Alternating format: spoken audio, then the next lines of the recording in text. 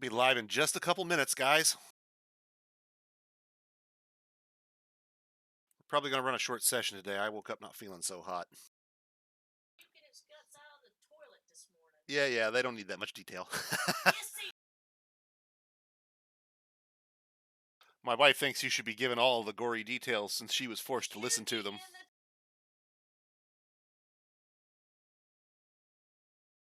the Starting to think maybe the pizza didn't agree with me too well.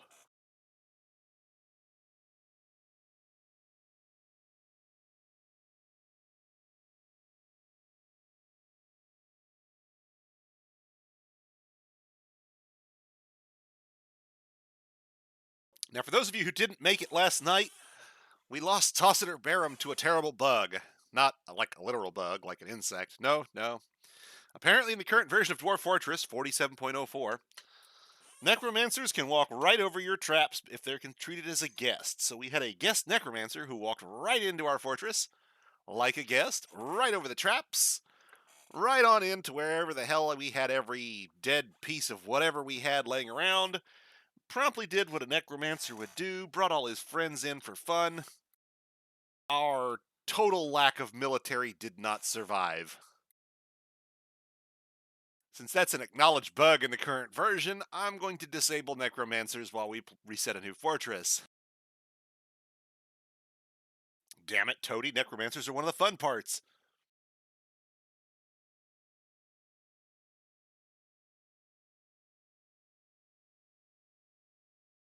Alright, let's start the game here.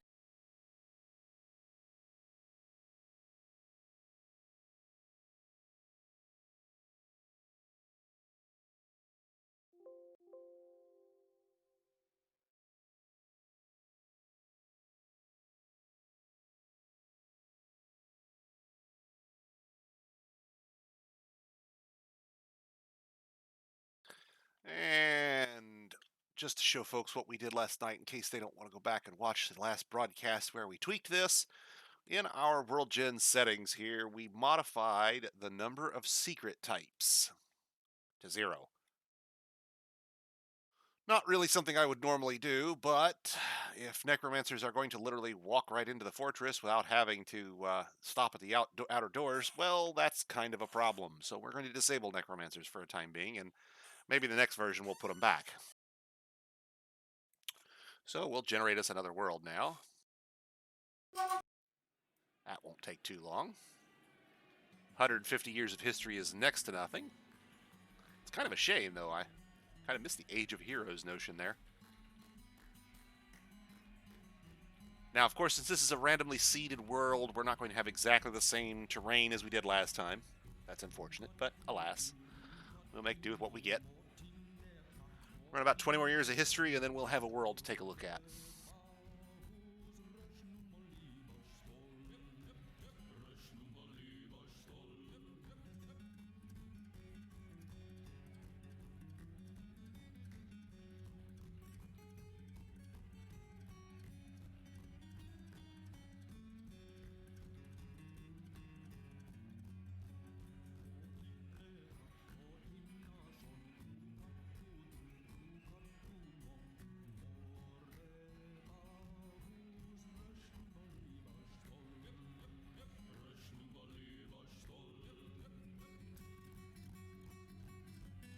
We have not drive shaft.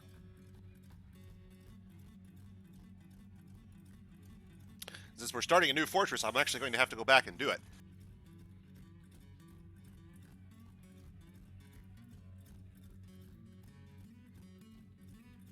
That's right. If you're out there in Viewerland and you'd like to claim one of our starting 7, you can have one of the starting 7 named after you in every fort for the entire 38-day event for the low price of a $25 donation to charity today.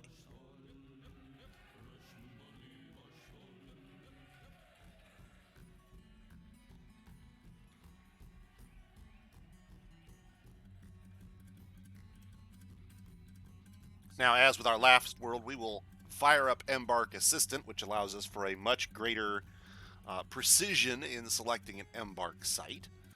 Let's take a look here. We don't want to embark on an evil terrain. I want my aquifer to be less than or equal to light. I don't mind an aquifer, but if I'm going to deal with it, I want one that dribbles, not one that floods. Let's see if we can get a maximum river of a brook, and we'll see. Let's see if we can get one with a brook guaranteed. I don't not so worried about flat. Let's see about sand. We'll turn on flux. We didn't really get to do a lot of this stuff last time because we petered out so easily. Minimum soil should be very shallow. Maximum soil I don't really care about, but normally I like having lots and lots of soil. Multiple soil layers are actually kind of an advantage. They allow you to expand out your pasture operations. You can excavate them for ready-made underground tree farms. You can.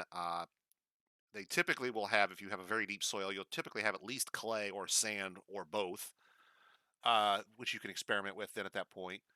I'm not worried about freezing. Blood rain, we're going to turn off. Syndrome rain, we're going to turn off. Reanimation, we're going to turn off. I don't want any of these things on my site. And most of the rest of this stuff I'm not too worried about. But as before, we're going to make sure that we have copper, tin, and iron so that I can properly demonstrate these things for the folks who are watching. Copper and tin will give us bronze, iron will give us iron. And with at least a flux stone present, as I've told it to expect up here, we would be able to make copper, bronze, iron, and steel implements, tools, weapons, armor, and so forth out of the gate with what we have on site. Let's make sure we have access to elves. Let's make sure we have access to humans and to goblins. Not too worried about the kobolds. If they show up, that's fun. If not, well, no big. But I'd like to be able to have sieges from the goblins, and I'd like to have traders come from the humans and the elves if possible. So let's go ahead and save those settings and see what we can find. We'll see if our world today, ooh, a broad variety of selections available, it looks like. Good stuff.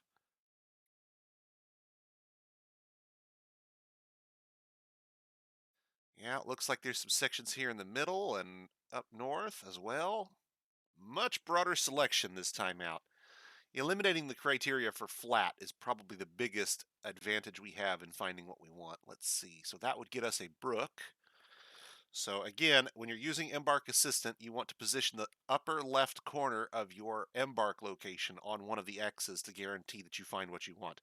If we were to go to the right one more square, I'm out of the area and something I wanted is no longer viable in the site. So we have iron, gold, silver, copper, nickel, zinc, platinum, but if I go to the right one, we lose platinum. Let's see, what else did we lose? We lost something else probably because it didn't take that as a viable site for us. Looked like we kept everything else that we cared about, though. Interesting. We lose, coal. That's what we're losing. See, we have coal bituminous on site here, but if I go one to the right, we lose out on the coal. We no longer have it. Let's see. What do we got in terms of elevations? This would be like on a valley side sloping down to the river. So if I wanted to burrow into the side of a mountain hill, for example, you'd be able to picture the elevation of the location you're embarking in order to get the terrain you want for the embark you're trying for. Let's see. Looks like all of this would be, and I'll bet this is fairly. Ooh, nope, not flat. Yikes. Really hilly. Okay, so let's see. What else do we got here? Well, here, let's do this a different way. Let's check check our settings again. Let's put flat on, and just to see if any of this stuff shows up as flat. We know that there are terrains here that we would be perfectly happy with. Flat is sort of an extra add-on for me. I'm not too worried about flat. I can always excavate terrain out to make any flat surface I need. But it's nice, in my opinion, to build your little castle in the middle of a plain, of course. If you're building in the mountains and you want one of those traditional, dwarven mountainside entrances, then of course, flat's not going to help you. You're not going to get what you want that way. Let's see what we get. See if any of this stuff actually shows up as flat as well. Yeah, there's some stuff up north and down south that's still flat. So let's take a look. Yeah, there's an area there that's flat with a brook running right down the middle. That's interesting. Uh, we have dwarves, humans, elves, and goblins as a visitors. Okay, that's good. Let's see. Let's put this, if I do it there, that puts the brook down at the bottom and gives us a bit of land above the brook to the north of the brook where we can build. Hey, Clint Dev, welcome aboard. You were with us last night, so I don't have to explain the unfortunate necromancer incident. I had a militia. They fought. They weren't expecting to fight against tramp immune undead who could walk in like guests and simply visit the tavern.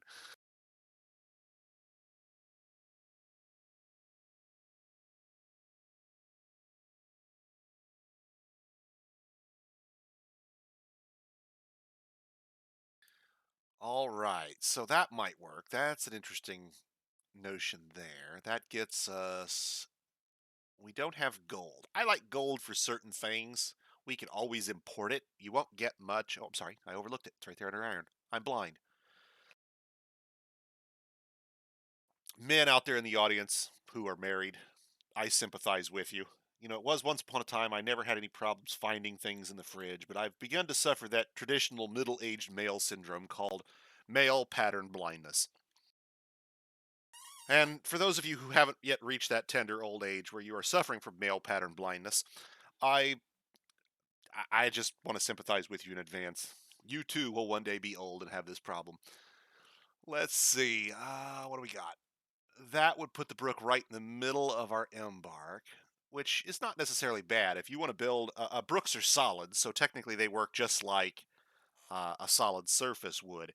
And if you're looking to build in a like a river feature, like you want the river to literally flow into one side of your castle and out the other, or you want that um, that little trench ditch creek from Helm's Deep, that's so shallow that you can run in it, then building the brook under your walls isn't necessarily a bad thing. We could do that here, I suppose. Let's see what else we got here. Looks like we could embark on tundra if we did it right.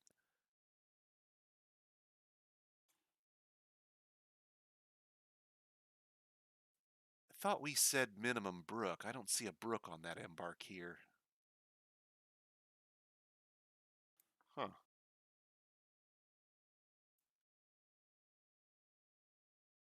Nope, definitely no brook. That's odd. I'm sure we said minimum brook. Yep, min max brook. There ain't no brook there. There you go, Clinadev. Pin that today. About 11 minutes into the stream, we've detected something unusual where it's not finding our minimum and maximum brook.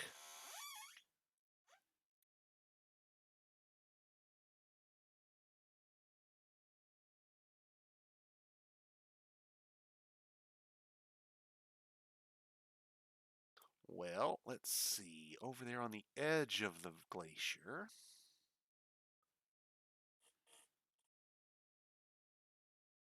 Well, that's not what I wanted to do, but okay. We'll end up right back where we were. Let's see. And if I park it there, we can run the brook down one side. We get two different biomes. What are they? Taiga. Wasn't somebody saying that Taiga had a problem with no trees the other day? Let's see if we can embark on this taiga and maybe find some of our own. We'll have some in the form of this center section with the shrubland. We'll have some trees regardless, or should. But this says thick vegetation and heavily forested, which is more than enough trees for us. And we can test that out. What do we got for neighbors? Let's see. Okay, I'm curious. What's the symbol here?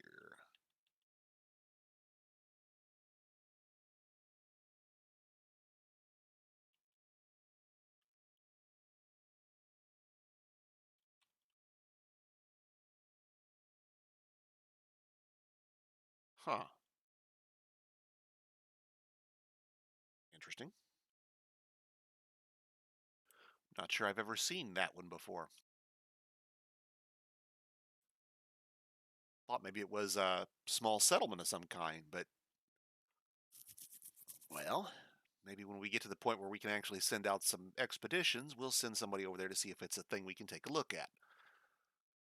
Let's do this one in the meantime. We can test out the taiga like someone was warning us about the other day. If it turns out that it's treeless, then hopefully the shrubland will be enough to support us. And if not, we have very deep soil here. So in theory, we could excavate a couple of soil layers out to form a park, like a nature preserve, and then punch a hole in the caverns to get cave moss and small trees.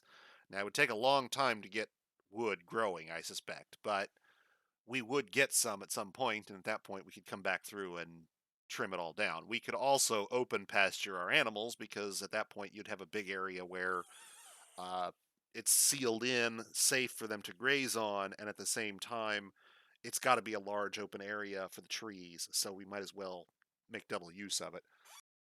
Hey, Valdemar, welcome back. So that I like that one. That sounds nice. Does any of this, while we're dreaming, does any of this have a volcano on site? I don't think any of it does. Doesn't look like.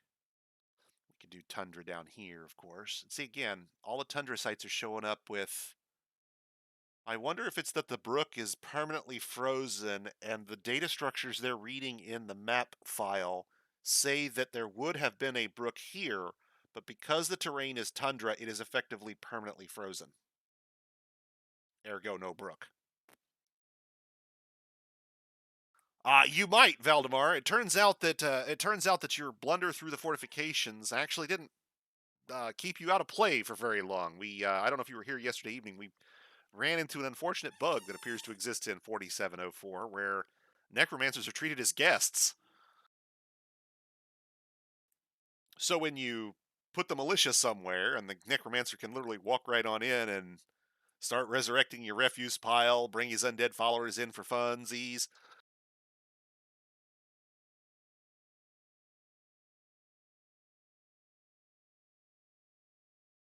We killed them. We survived with something like 20 people, uh, seven of whom were in the hospital, two of whom were alive and well, um, and the rest were kids. We would have survived for migrants, but the problem was that sooner or later another necromancer would have showed up and we would have had the same problem. So on this world, we've eliminated necromancers from World Gen, unfortunately. I do actually like having them around. They are a potentially useful feature. Let's see. What else do we have? Okay, so I like the taiga idea still. I'm still liking that idea. Temperate freshwater marsh. Okay, so if we do another fort on this world, I love freshwater marshes. I don't know why. Maybe it's that old Monty Python. I want to build a fortress in a swamp that won't fall over and sink into the swamp because it is the swamp. Um, what do we got here? Shrubland.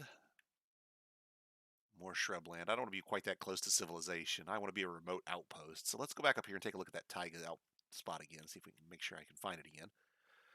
That's the taiga spot. It has iron, copper, and tin. It has marble, which is flux stone for making steel. Cassiterite is tin. Bituminous coal is fuel on site. Kaolinite is actually a material used in pottery for kaolin for clay. Let's see. We have sand, we have clay, we have very deep soil. This looks like a good spot. Light Aquifer says we're probably going to have to do some tricks with digging out and smoothing up in a couple of areas in order to avoid flooding our central staircase. So we'll have to probably consider setting up a mason's workshop on the surface to immediately crank out some blocks so that we can quickly. Oh yeah, man. No, I use Embark Assistant all the time. You were the one that showed it to me originally, and absolutely, I use it every time I embark if DF Hack is working with the current version. For those of you who are curious, my personal philosophy on when I start playing on new versions of Dwarf Fortress is like this: if it's not crashing, and I can run Therapist, that's the baseline. I will require at least that much to be able to play the game. I'm not looking for carpal tunnel, so Therapist is sort of my minimum baseline. That usually doesn't take more than a day or two after a version comes out, depending on how massive a change it is. Now, DF Hack is nice to have, especially if you want to embark somewhere specific. You can use Embark Assistant. If you want to look at underground features because you're designing your imaginary perfect fort, you'll need Reveal. If you're wanting to manage jobs properly, in a lot of cases, DF Hack has all kinds of tools for that as well. I like waiting for DF Hack. I will sometimes poke at a Dwarf Fortress version before Hack is ready, but I normally won't dive too deeply until it's ready.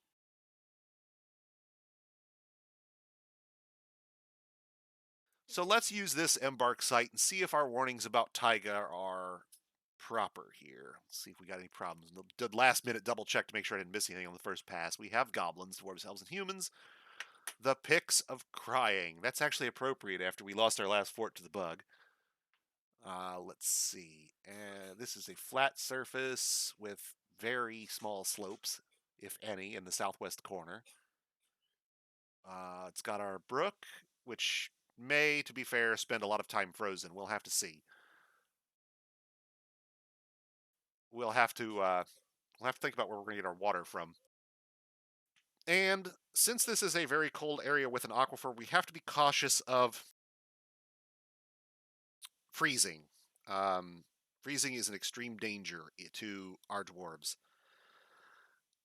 We will need to make sure that the aquifer is punctured smoothly and quickly so that we can prevent as much water from entering the shaft as possible. It doesn't take much water to become a solid block of ice, and any dwarf that's standing in the water when it becomes a solid block of ice is immediately killed on the spot. So there's an additional hazard here that we're going to have to deal with respect to our aquifer. However, if it's cold enough, we may actually be able to use that to our advantage in the sense that it would allow us to create blocks of ice that we can then build walls in front of and puncture the aquifer that way. So we'll have to see how fast our aquifer is actually leaking. Let's go ahead and embark here. Ooh, salt water. Really? Oh. Well, I guess I can show you how to deal with that while we're at it. Okay, that'll work. Now, salt water does require a couple of other, hey, and no problems this time, Clindev. We got everything out of the gate. We are going to have to change some of our items around. We need some extra points to be able to build, um, to bring some extra boulders, to bring extra stone with us. Since we are embarking in an area with very deep soil, it is possible for us to have many, many layers of soil stacked one atop the other. And there's no guarantee that our aquifer is one layer thick. It could be 6 layers thick, and we'll have to wall up every layer as we descend. So this time out, we're actually going to bring a little more stone than we might otherwise bring with us. Now, since this isn't Necromancer Tower adjacent, and I don't have to worry about getting trees felled and fortifications up as fast as quite as fast as possible, we're going to save some of our points by getting rid of the copper battle axe. We'll build some on site. Oh, somebody donated. I hear it.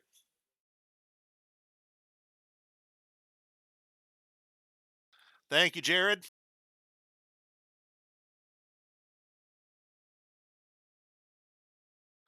Make him a mason. We can do that, sir. Okay, so let's go back to our dwarves here for a moment. We have a mason. And since a $25 donation will get you one of our starting 7, pretty sure we have a mason. There he is. We'll nickname this one. Let me see here. Nickname.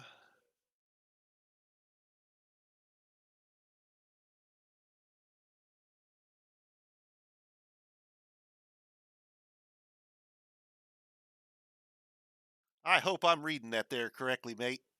If I've spelled that wrong, I apologize. It's little tiny on my tiny monitor, on my stream monitor.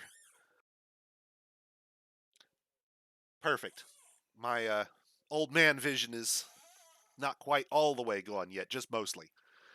And let's see, we'll go ahead and we'll give Valdemar another shot as our engraver and see if he can avoid being swept out to sea in the caverns and then eaten by a forgotten beast, right? And you know, it's funny, Valdemar. I'm going to confess to you. When I set that up initially, I thought to myself, maybe I should do this on an angle so it doesn't flow in here quite so fast. And I thought, nah, the stairs are right there. All he's got to do is take one step and go right back up. How hard could that be? Well, now we know.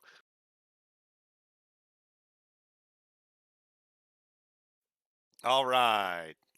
Let me double check one last thing here. Let's see if I can't make sure I've caught everybody who's donated for one of our starting 7.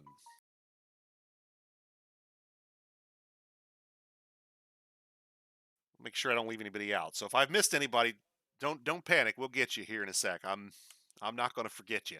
I know there's a couple folks who've donated for migrants. I'll get those as soon as the migrants start to roll in.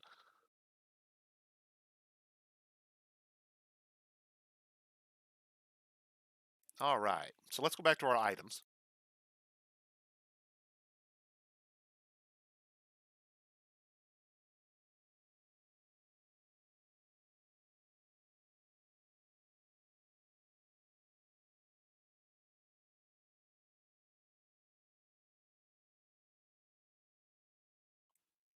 Now, for you new players who aren't familiar with the controls of Dwarf Fortress, I recommend taking the axe.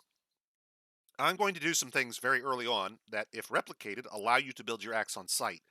But it's worth noting that if you don't take an axe with you and you don't know how to make one, you're going to run into a problem where it's impossible to cut trees. Now, that means no fuel for your forges. That means, unless you have coke on or coal on site, or you import some slowly, and it can make your survival a little more difficult. It can also make it hard to clear terrain in heavily wooded areas to build your fortress above ground fortifications if you have any planned.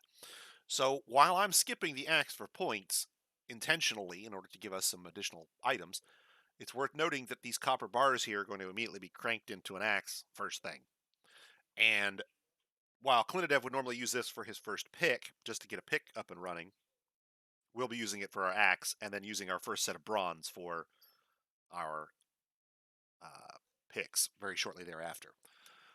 So bauxite is magma safe and a lovely red color, so we're going to add a few more stones of this. Normally I wouldn't bring as much stone as I am bringing with me. This is a large number of blocks. In fact, this will give us 120 blocks. However, the aquifer could be something like 8 layers deep, and I'm going to need what is it we're going to need? We're going to need about 14 blocks per level, so potentially we could use a large number of these blocks just building uh, staircases and walls in order to keep our fortress from flooding as we initially excavate. The cassiterite and malachite, as before, will be used for making bronze. We get to take advantage of the fact that this Embark world does not have an absence of cassiterites or of malachite, so we don't have to pay the extra premium for tetrahedrite. We'll bring the sand because sand is a fantastic broad crafting skill that everybody can use that produces items effectively from nothing and allows all of your fortress to participate in producing reasonably valuable goods, value 2, whereas most stone is value 1. Obsidian being the exception there. Metals are typically worth 2 or more. But glass is one of the few infinite resources in the sense that sand doesn't use up. You don't consume the sand tile. So you can continue to harvest that sand directly on site and produce glass right away. Let's see. Logs. We're on a thick area, but our contact, one of the many Bothans who died to give us this information, swore up and down that Taiga never had any trees. So we're going to bring a few extra trees just in case. I'm going to get rid of the plump helmets this time out, and we're going to bring meat and fish because I need to save points. And it's a little aggressive, I will note, because it will be a minute before our farms are up, and we will need to harvest crops on the surface in order to have plants if we need to make booze early on. What we'll do to avoid that problem is we'll make sure that we set our starting 7 up to harvest plants at some point early on, and we won't have that problem. We'll bring the ale and the beer and the rum because we know the rum is not always gone, and then we will increase each one of these 1 point to 15 because if we build as we did in the last fortress on a scale of an 11 diameter circle, we will have 4 farm plots inside that circle, which are 3 by 5 or 15 seeds each. Now, I don't much care for dimple spawn. Yeah, it's nice to have some to get it started so that you can start cranking out your um, dye without having to import some, but realistically, I'll probably import dye long before or dye seeds long before I'm ready to start dyeing cloth. It's nice to have one in case something goes wrong with the civilization and you can't import them later, but it's not really important to have a whole lot of them early. Now, we do need to bring the food. And we're going to bring cheap food. See, everybody's going to eat wombat tripe. Mmm, gotta love that wombat tripe. And we'll bring a few units of that. And we'll bring some fish. So we get an extra barrel this way by bringing two different food types. Okay, and that is the same number of food items, but reduces our ability to produce booze early and costs us half as many points. So now we've saved a larger number up. So we'll go back over here, bounce down to the guinea hens. Those evil, evil guinea hens must go. We don't use guinea hens. We want meat from our birds. And we'll go back up to 8 on the peahens and up to 2 on the peacocks. Now, we have 68 points, and we could do a few things here at this point if we wanted to try and squeeze in a pig or a sheep or two, potentially. We can afford one, and if we can save 40 more points, we could actually bring a second one, and that would allow us to bring an ewe and a lamb and have a pair of grazing wool producers at our initial embark.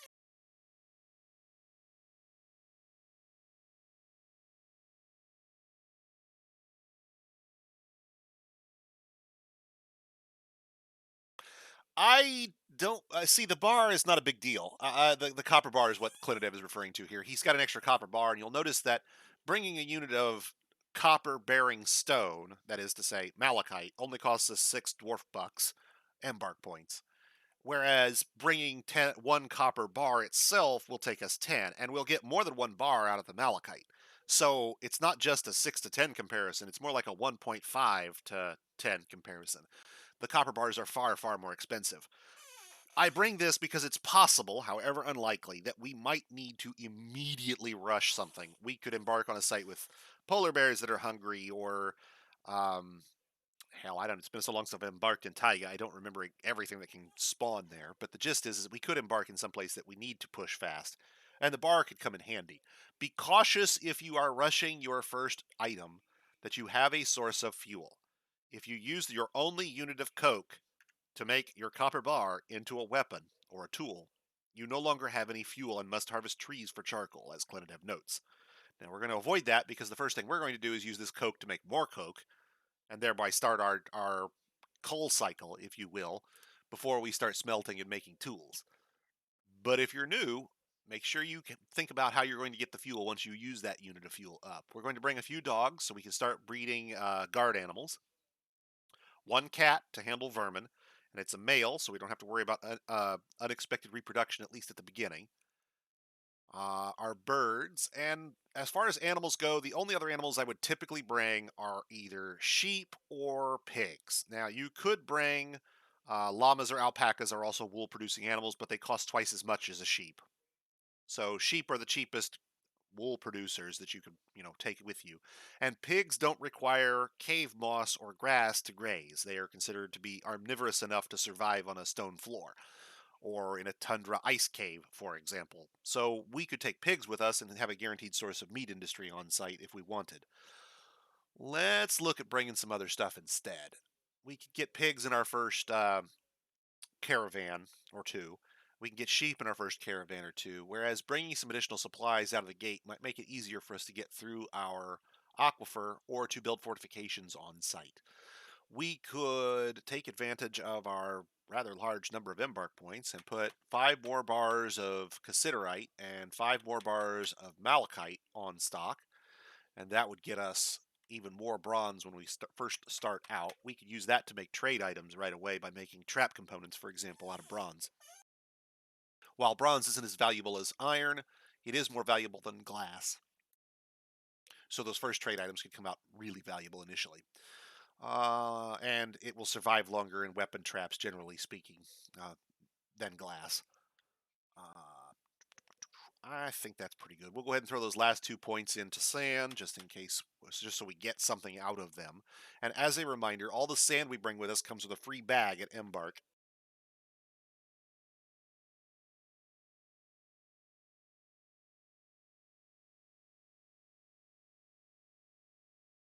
Sorry, guys, give me a second. I'm trying to eat at the same time I'm doing all this.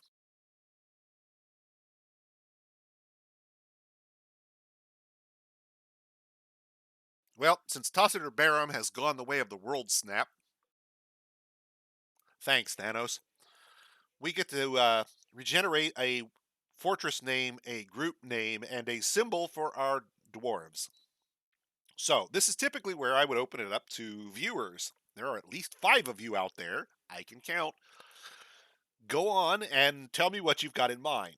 And if I don't get any answers, I'll just randomize it for a minute and we'll take whatever comes up. I'm not sure I could do a symbol of a pizza. It'd be nice if I could. It'd be rather symbolic given how I woke up this morning. It did not end well.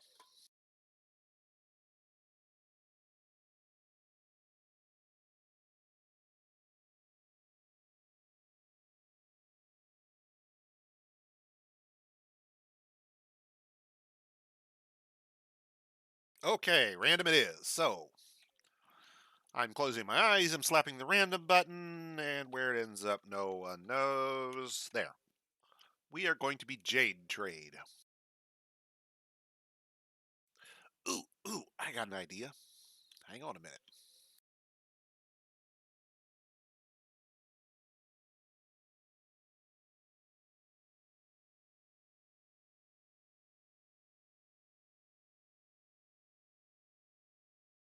Yeah. Okay, I'm good with that. You guys good with the heavy work for our group?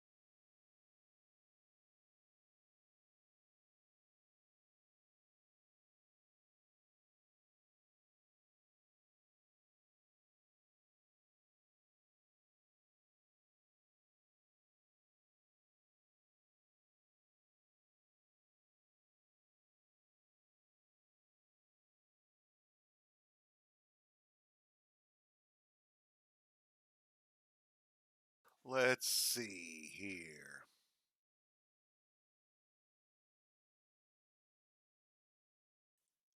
Hmm.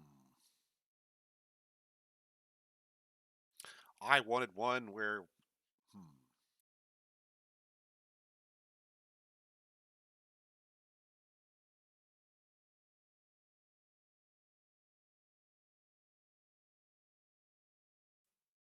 Hmm. Let's see.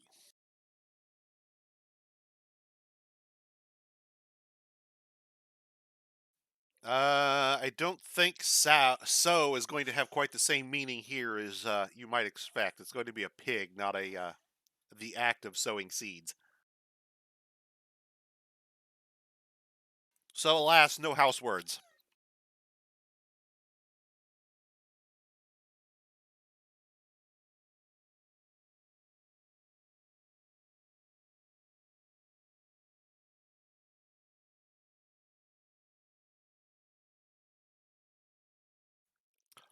Yeah, there we go.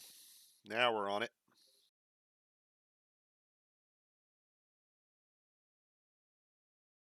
All right, so we've got a nice symbol where our anvil is torturing our dwarves.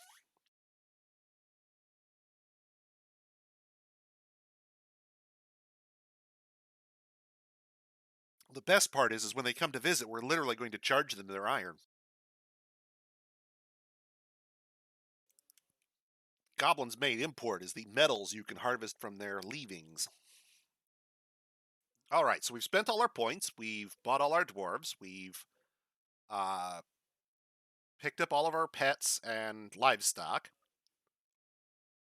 We've made sure that we have an anvil so we can smelt coke, so we have fuel for our fuel cycle to start. Coal to make more, cassiterite and malachite for bronze, bauxite for blocks, sand for crafting material and free bags, some extra wood in case that warning about the tiger turns out to be true, some booze, seeds, thread, which we got rid of the rope and the cloth to make thread. A big pile of lungfish and wombat tripe. Now, doesn't that sound tasty? All right.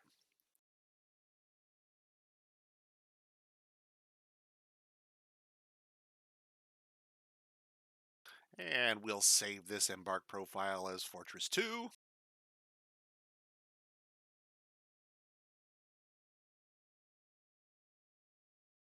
And we'll embark.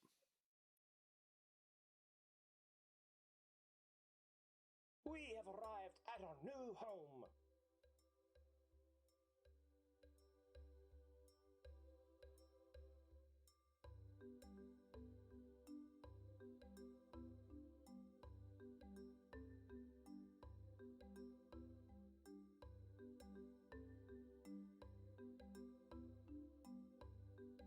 Good God, it can't be any worse than HBO series.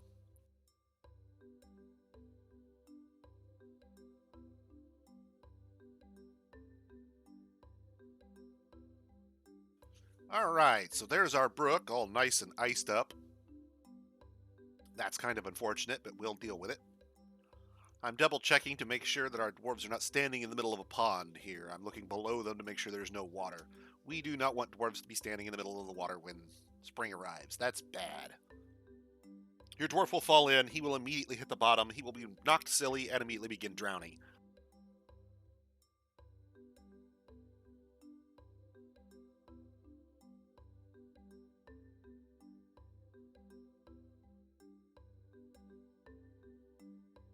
Well, in our current environment, I think we're going to try a new tactic.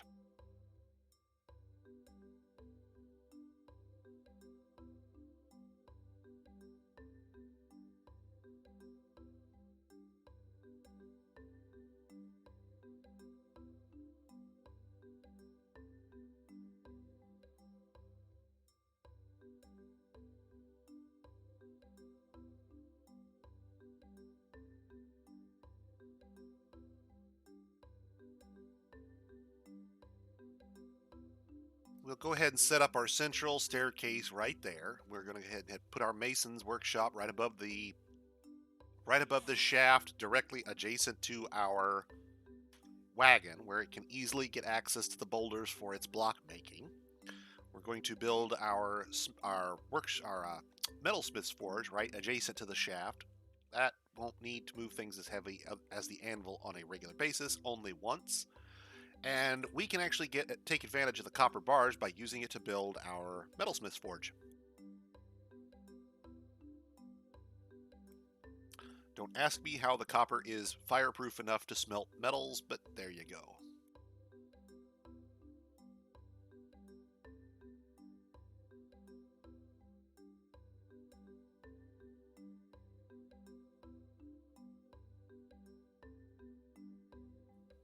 And a single smelter to be able to handle our metals.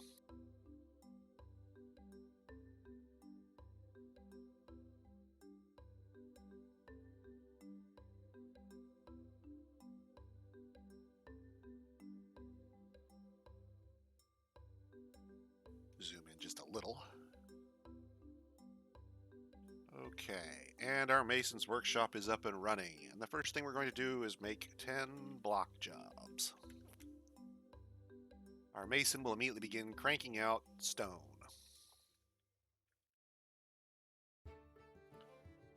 And we're going to suspend these for just a moment because I want to make sure he gets that last smelter up first. He started to take production jobs before he finished his work over here. And I need the smelter running in order to make tools, so that's got to get up.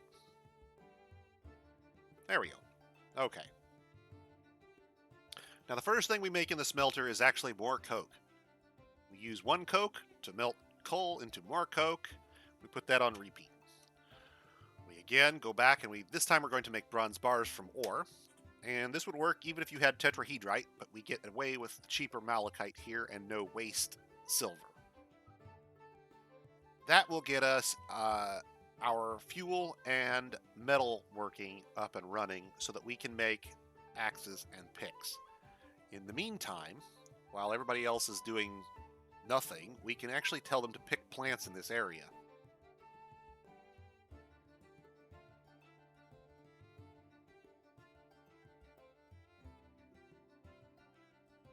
It's worth noting I have an unusual issue with Dwarf Therapist in the new version where it doesn't want to load a new fort if it was started before Dwarf Fortress was, even if you try. It just doesn't want to connect. It's weird.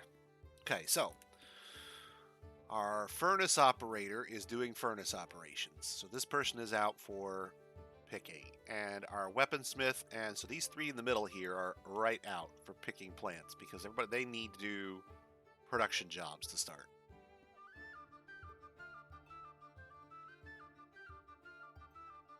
But we can put plant gathering on for these folks and wood cutting on for these folks. And although we don't have any axes yet, they'll pick them up and get to work as soon as they do.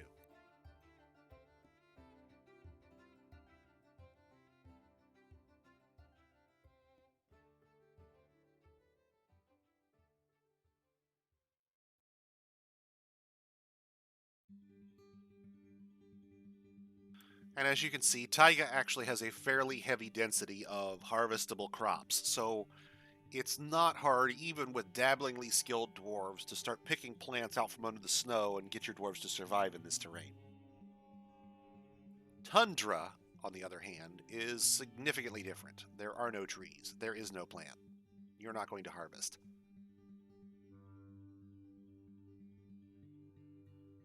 We can use these plants both as food and also to create booze if we need to fairly early.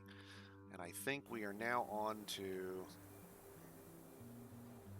bronze bars. Let's make sure if we look in the workshop here that he... see, he didn't make our coke first, did he? No, he didn't. Naughty, naughty. So we're going to suspend that job.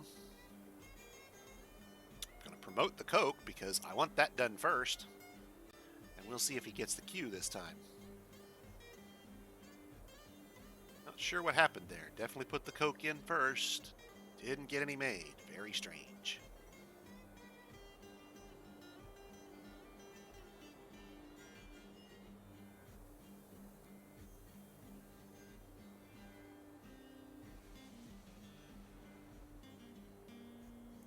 He announced no, there was no cancellation notice. He just skipped it. Weird.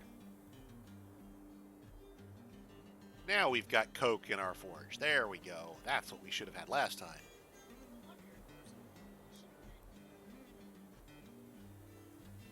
Now we need to make some weapons. And specifically, we need to make bronze weapons because we've been making bronze. And the first weapons we need to make are battle axes, not because we like battle axes per se, but because we were going to use them to cut trees. We need at least 4 of them to get started because we have 4 folks who want to cut trees. Once those are done, we'll make some picks, and then we can set up miners as well. Now, picks, we're actually going to make 7 of, because early on, I'm not worried about having a high-skilled miner. I'm worried about getting as many picks in as many hands as possible. The more picks we have, the faster we're going to actually get through the dirt and soil, the faster the mining will actually go.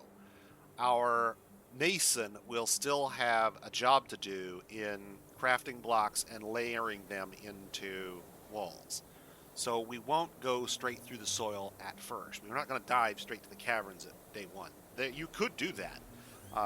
One style of aquifer penetration is basically dig a broad enough staircase that the aquifer can't fill it quickly, dive to the bottom as fast as you can before your dwarves, before the chamber fills up, and then drain the water from the aquifer into the caverns at the bottom, so that you can come back later and deal with the leakage, and the water is not going to flood the fortress because it's just flowing out into the cavern all the time.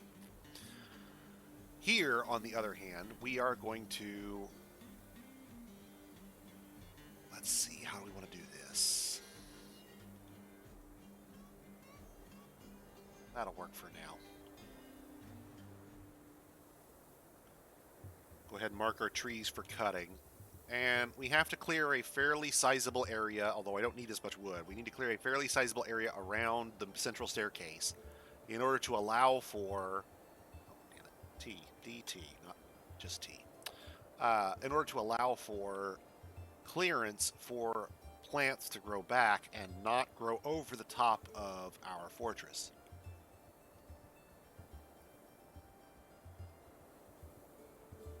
And that area there will get us a nice clear space we can build in once folks actually start having axes to work with. As they get axes, they will break off from their plant harvesting job to start picking up axes and going to work on trees.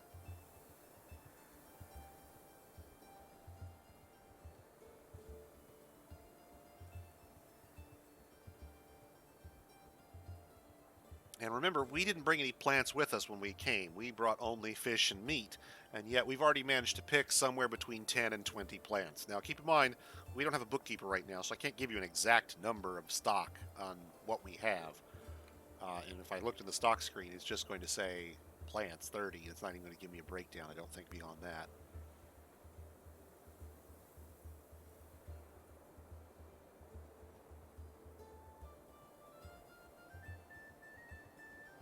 It's not important that we get an exact breakdown yet.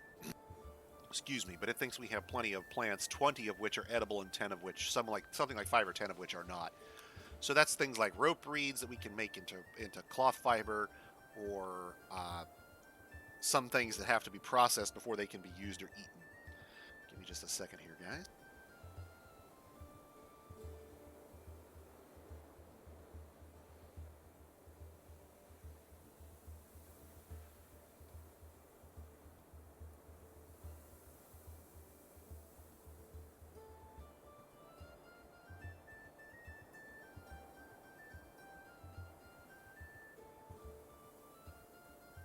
Guess I can let them do their thing while I'm doing mine, can't I? Hang on a moment.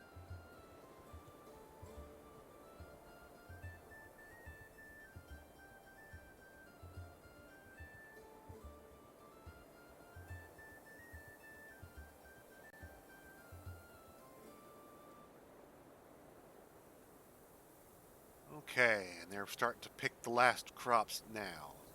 And if we look in our metalsmith's forge, we now have 4 battle axes ready to go, so we're ready to start cutting trees.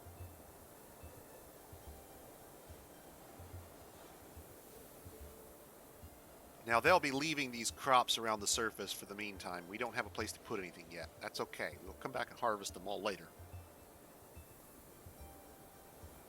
Now you can see they're starting to cut trees here. And in prior versions, way back when, Dwarf Fortress only used to give you 1 log per tree. Modern trees are not just a single stump. They are actually an entire array of branches above the surface. And the larger the tree is, the more wood you're going to get from it. These trees with these great big knots of wood in the middle, or which have multi-tile trunks, will tend to produce enormous quantities of wood. This initial harvest we've done here will be enough to supply wood for our fortress for easily the first year, unless we go whole hog on everybody's a smelter.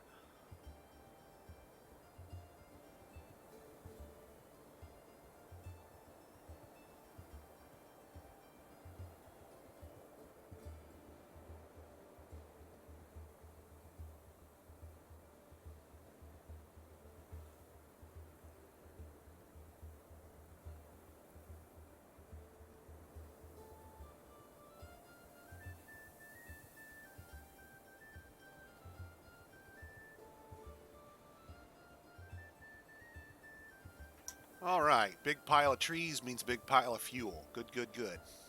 All right, now this is a good point to stop making more bronze. We don't really need a whole lot more than we've already created at this point, so we'll go ahead and cancel all these jobs. We'll haul the boulders down instead. And if we've got enough picks, I think we're getting onto our 6th one now, so we're about to finish up with that as well. At that point, we can start looking at laying out our underground fortress proper. So let's go down here and take a look. We are going to leave this first floor untouched. Not only do we have to deal with the interference of all these ponds close by to us, but we also don't want to run the risk that a tree falls, drops logs on the surface, and punches a hole directly through our fortress. So we leave this level solid and go one further down before we actually start building anything. Now, you can build in that first surface layer safely. It's not hard to do. It does require a little bit of forethought and planning. What you can do is go up on the surface, cut all the trees as we've done here while it's solid, and clear the terrain out so it's there you can build in it, and then put down stockpiles. If you put down a stockpile and you set it not to hold anything, set it so that nothing is allowed in that stockpile at all. The stockpile acts as a building. It keeps the trees from growing back, but doesn't actually take any work for your dwarves to build like a floor might or a bridge would. So instead of tiling over the surface or building a road, you can actually early on simply clear it out, slap down a stockpile, and treat that as a no-grow area until you're ready to come back and build proper fortifications and floors and something, more proper. Once upon a time, we used to use this in our plumbing because the trees used to be one tile by one tile. They could actually block the pipes. Nowadays, it's not such a big issue. Okay, so let's go back down to our area here.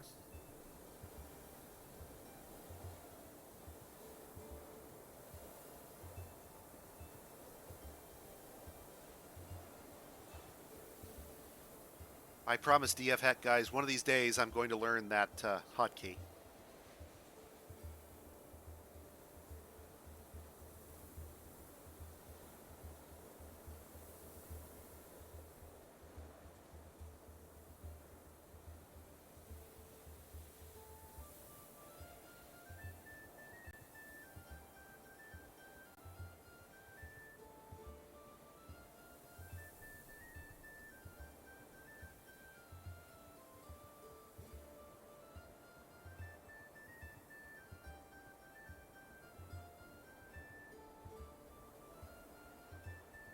Okay, and now this will become our first floor. And what we're going to do is I'm actually going to dig a small shaft right next to the wagon here, which will drop down adjacent to where this room is. We'll put a stockpile at the bottom that's set to hold everything, and then anything solid we can, we'll just dump from the wagon down the shaft. It'll all land in one square, but because that square is stockpile and the game allows it to sit there indefinitely, it won't hurt our food, and it won't hurt our supplies. Now, there are some things we can't use this trick on. Anything in a container that won't be harmed if we remove it from the container can't be dumped. We can't dump sand this way. The sandbags they'll dump the bag out and they'll dump the empty bag in the hole, but the sand will be left behind. We can't use this on barrels full of fluids like booze or milk because they will dump the barrel in the hole, but they'll leave the milk behind. If you had unusual extracts or anything of that sort, again, you'd have that problem. Dyes, flours, syrup, anything in a barrel, anything in a bag, you can't dump. If it can't survive on its own outside of the container it's in, then don't dump it. Now, by doing this, we're going to be able to quickly unload our wagon while the remainder of our dwarves proceed on mining out our terrain. We'll let these guys finish up the last of their tree cutting. Give our 3 guys who've been doing other stuff a little bit of a break for a moment while they finish up these last few trees. There aren't very many, 5 or 6, no big.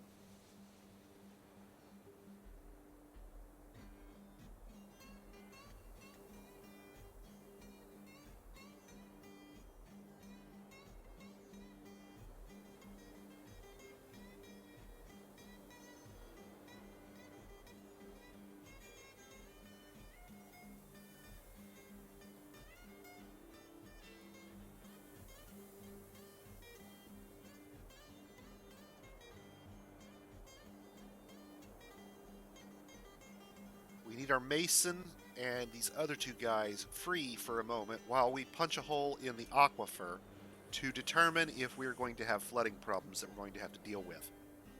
I need several dwarves capable of laying block constructions as quickly as possible.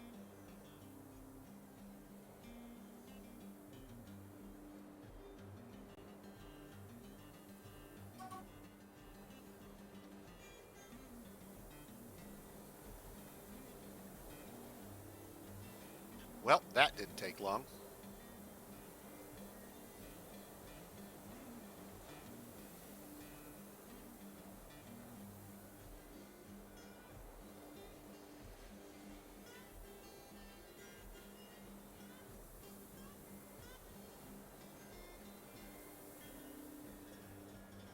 Okay, this aquifer is going to go at a good clip, I see.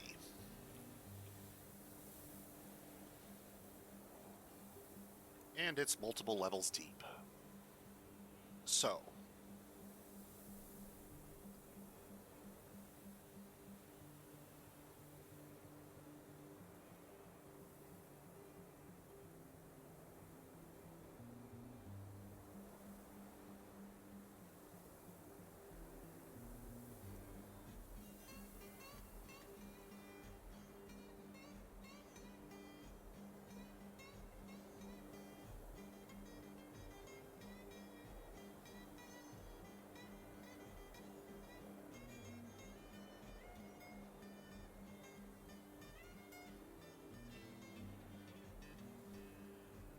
we're going to see if we can't get ourselves to the bottom as quickly as possible here.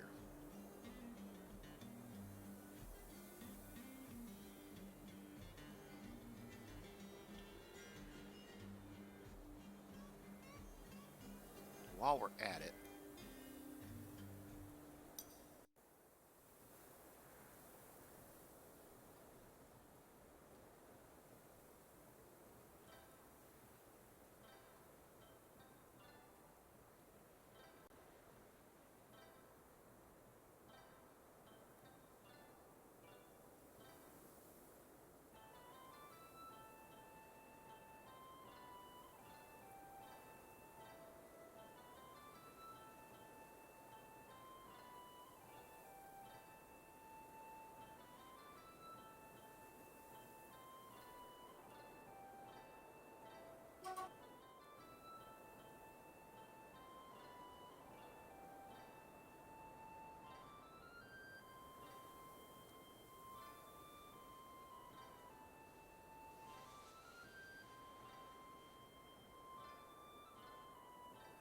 okay, so since this is inside, I don't believe this will qualify for freezing, which is good, because I don't want my dwarves to freeze trying to build the stairwell here.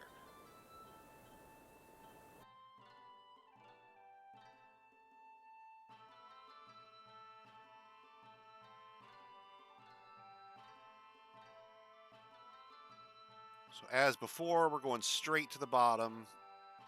Now we're doing it early this time because we're going to punch our hole straight through the aquifer in our main fort. We're not going to try and build a little sub-fort like we did last time. So we want this all the way to the bottom with a hole punched into the caverns as fast as possible, so that any flooding from the aquifer is immediately controlled. And we don't know how deep this is. I know I added at least 15 levels, so it'll go at least 15 levels down before we hit anything.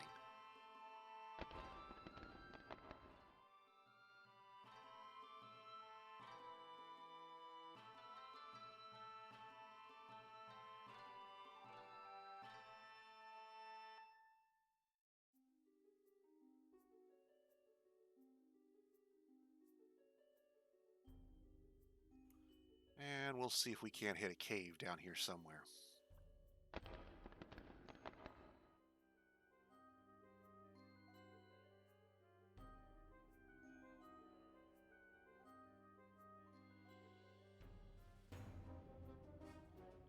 Central stairway plunges into the earth.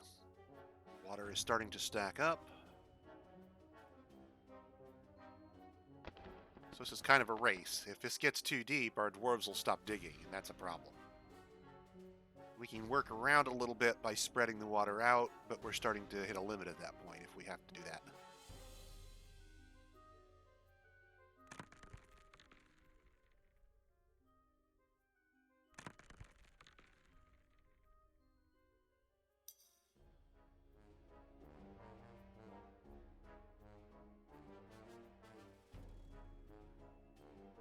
Down, down, down we go. We're 28 levels down, still haven't found a cavern below us yet.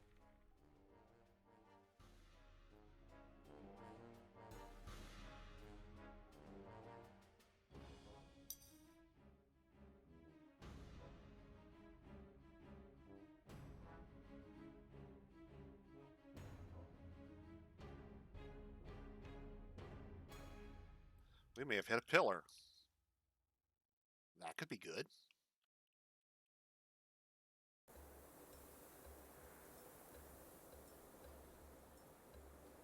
Let's see what we get.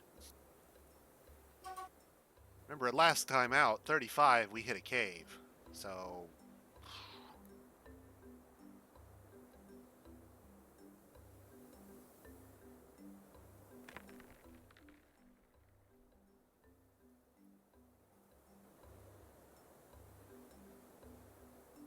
Okay, we're needing a drain pretty badly here, so let's do a little experiment here with the old dwarven radar.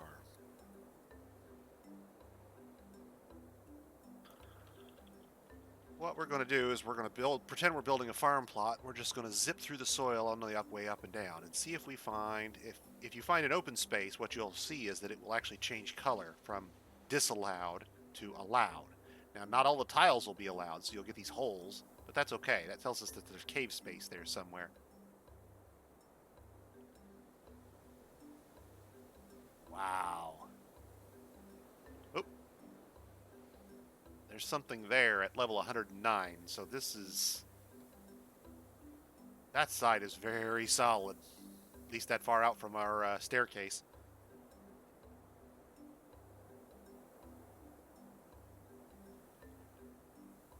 Hoping we can hit something here a little closer to surface. Now, how deep is this place? Just out of curiosity. Holy 150 levels deep. We've got room. And it looks like it's actually a fairly solid cave this time out, so we may have to look a little farther afield to see if we can.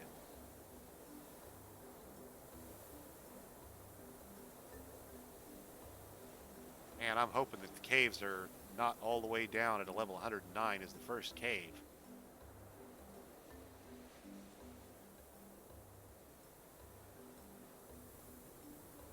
There's something there at 107, 108.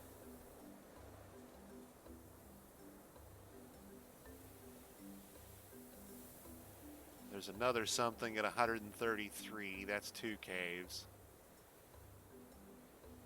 So 2 caves means we've missed one. Should be one further up somewhere. We just may be in the middle of a big solid chunk of it, for example. If it's sculpted in big open rooms, we just may have hit a big stone pillar.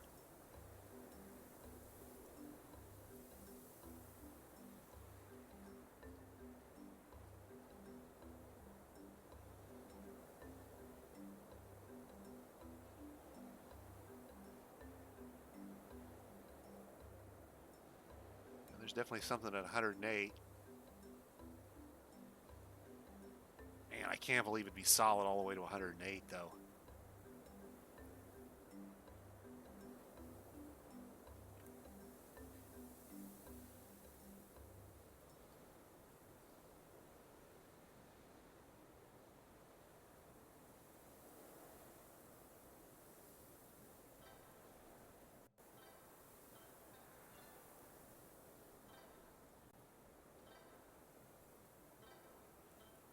See, now we don't find that same cave over here.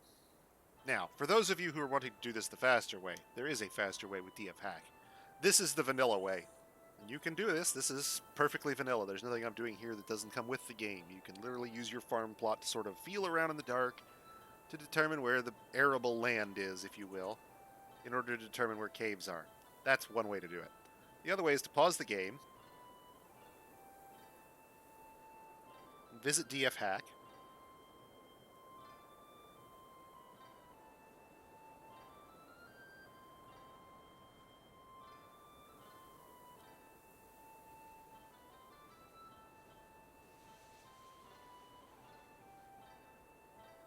This tells us where our aquifer is if we wanted to know. It's on levels 95 and 96.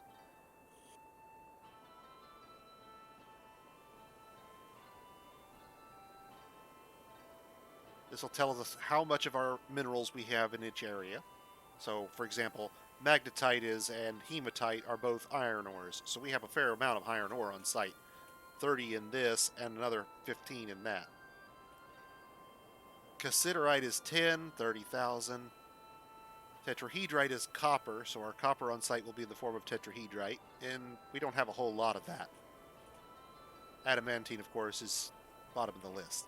These are all the gems. If you're looking for a specific site with a particular gem, this will tell you whether it's worth mining around to see if your site even has it. And keep in mind, this might be one cluster for some of these things. shrubs and items on the surface that you can harvest. Does your site have rope reed? Are sunberries even? Do sunberries even exist on this site? This will tell you. This tells us, for example, that if I'm careful and I look around enough at the surface, I'll find rope reeds that I can use to make plant crops year-round that can produce plant cloth.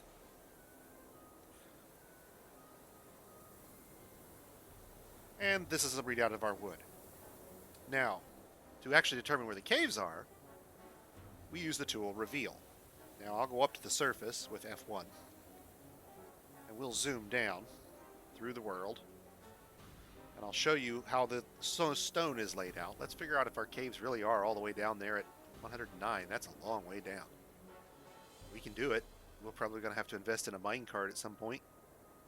Wow, it really is solid all the way down, isn't it? Holy moly.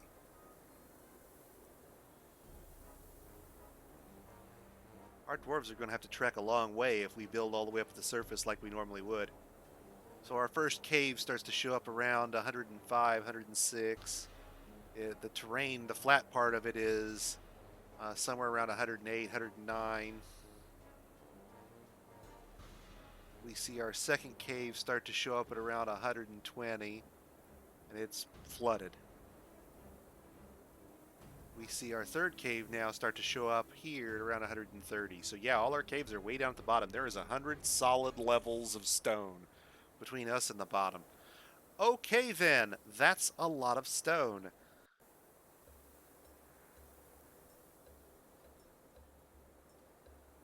We're going to have a very deeply, steeply descending entrance. Very, very steeply.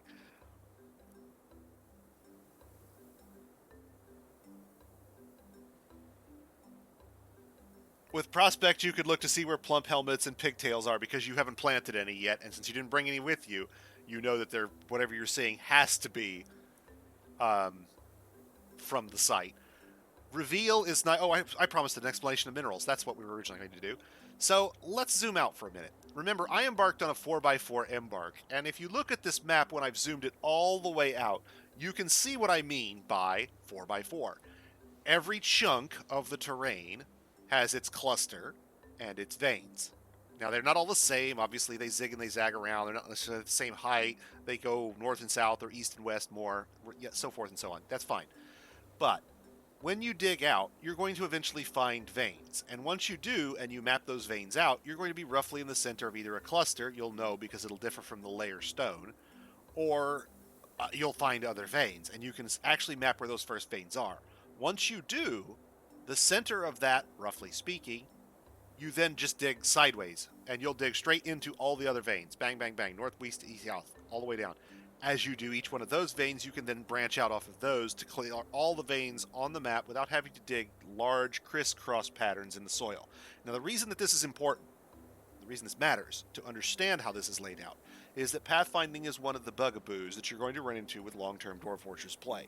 If you want your fortress to last a long time, it's important that your pathfinding is actually relatively efficient. That means you're not digging out stuff you don't need to.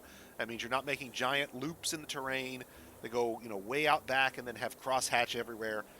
You don't want your dwarves seeking items on the far end of the map and pathfinding through all of your mines to get there. So, with this much soil, holy cow, between us and the actual surface, we're going to bring everything in, establish some surface farms and a surface fort, and then we're going to have a very long stairwell that descends all the way down to where the caves are. In fact, in this map, because they're so far down, we're probably just going to have to install a minecart to transport things for us and set the pathing as restricted so nobody uses the damn thing to try and ride in. We could dig ourselves in, set up a temporary base up here, and start moving supplies down to a deeper base. And then set up an entrance that effectively dives into the stone. One layer of ramps at every level for 100 levels down to get your traders down to that level, which sounds like it'd be kind of fun. So that's probably what we'll look to do long term. Let's look at doing that. We'll set up a surface fort initially, because we're going to need to set up quickly. You can't drag all this stuff 100 levels down. That's crazy. You could mine a shaft that deep and drop most of it, but even the time to do that sounds exorbitant. We'll dig our staircase down a few levels so we can set up a reasonably sized base and start production of items up here. And then we can eventually set up a trade depot down in the deeps and start moving things down, where we can maybe pump magma up or build a forge a little closer to us where the magma sea is. Diving 100 plus levels to bring magma up just sounds like a nightmare. Now, in my personal single player play, if I wanted to build up at the fortress and minimize my pathfinding here, I'd probably resort to DF liquids and I'd just slap some liquid underneath a magma forge and call it a day. Because going 100 levels deep is a real pain. But let's do it. Let's set it up. Let's turn reveal off before we unpause first.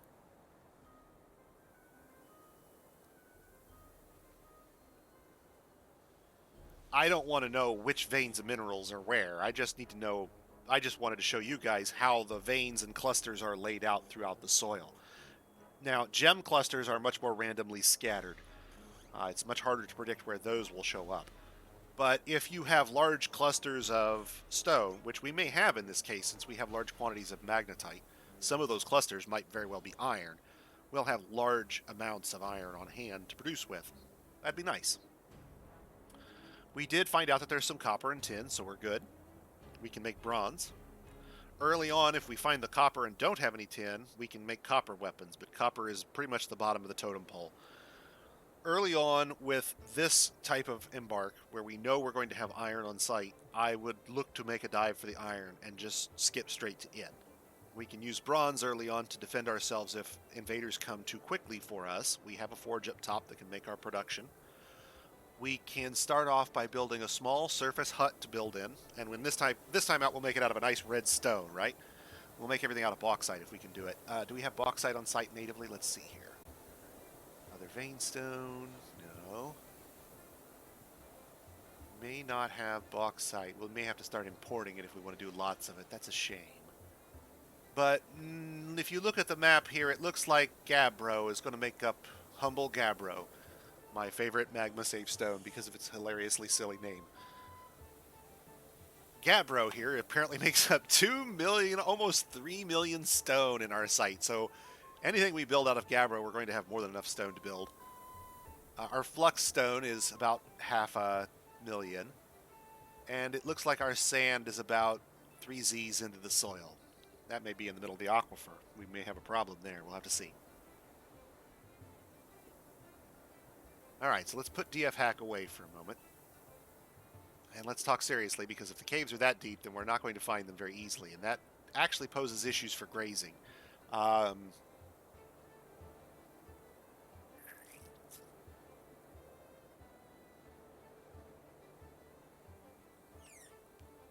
the problem is we're just going to have to move everything underground and just start digging at that point, I think, is the only thing we can really do with it. We'll dig a small drop shaft off to one side. We can use that to plummet everything other than the drinks and the sandbags. We can even use it to dump the wood. We can rig it, I think. Clinidev, have you ever dropped items from great height onto a hatch cover?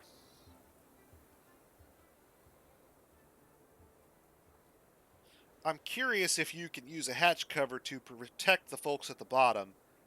Activate the dump site, dump a bunch of stuff onto the hatch, close off the dump site or deactivate it for a moment, open the hatch to drop the stuff one floor, close the hatch to make the stuff safe, reclaim everything. Keep dumping on the hatch.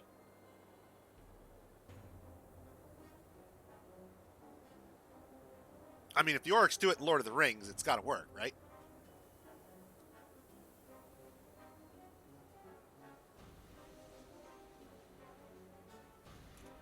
Okay, so if that's the case,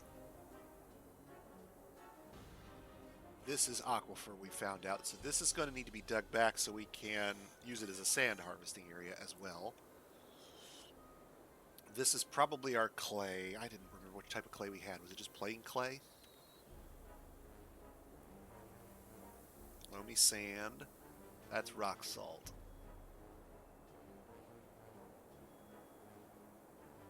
Possible this aquifer could be much deeper. There's sandy clay. Okay, and clay wall. So this is where we'll get our clay from if we need to. Okay. Well.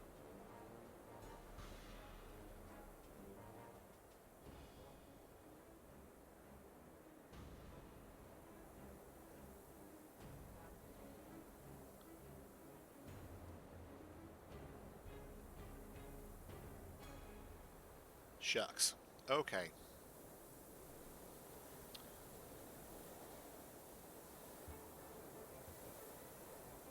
Let's get the wagon unloaded first.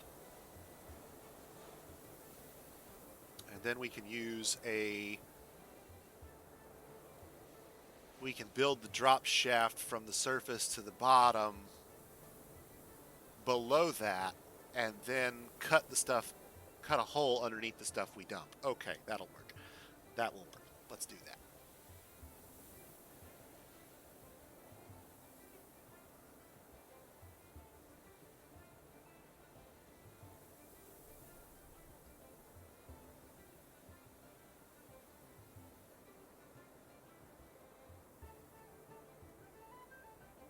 Now, it's not going to matter what we set this up for. We're not actually going to allow this workshop to take, or this stockpile to take from anywhere. It's going to just be a dead-end stockpile. Stuff that falls in on it is done. Make sure I didn't accidentally designate more than I wanted to. We will prevent it from taking from anywhere, basically.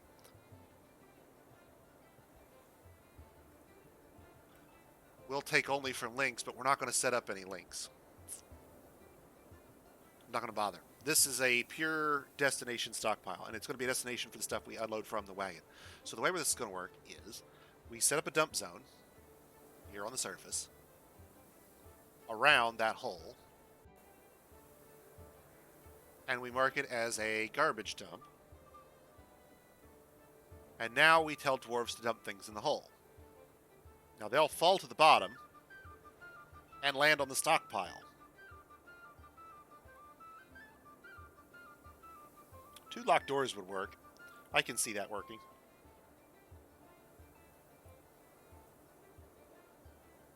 I think it's a good plan long term, especially on a site like this with 100 levels.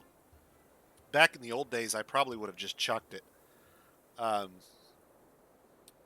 Today, I probably would have tried to do a shallow fort early and then dove deep later, moved some stuff down to make an ironworks above the magma forge, or attempted to move magma up with minecarts eventually, and just run off of trees. There's enough trees here. We're not going to have a problem with fuel for a long time. We will have more than enough fuel. So getting this stuff underground early is probably the only thing I really need to concern myself with to start. I started to build an initial wooden hut around this with the thought that I might have to cover it over and prevent the water from freezing. So let's tell our dwarves to dump some stuff. And I'm going to get rid of that ramp so nobody tries to climb up it.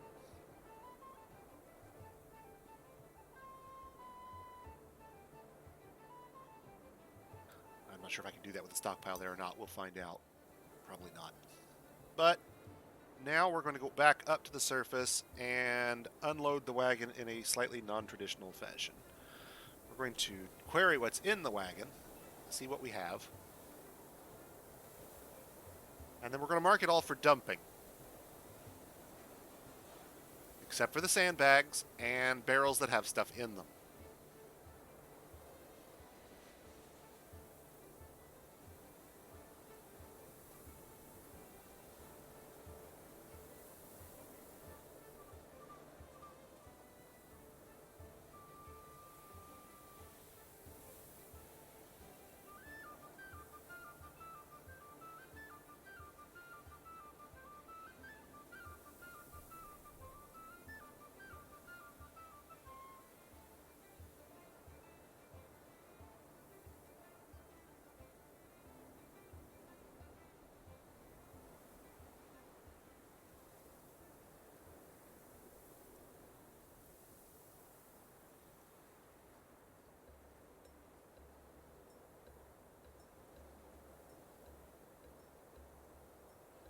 Now, with those marked dump, our dwarves will come along, chuck them into that hole, which will drop them directly onto a stockpile. Because they're on a stockpile, if it's meat and fish, it won't rot. If it's plants, it won't wither away and go away.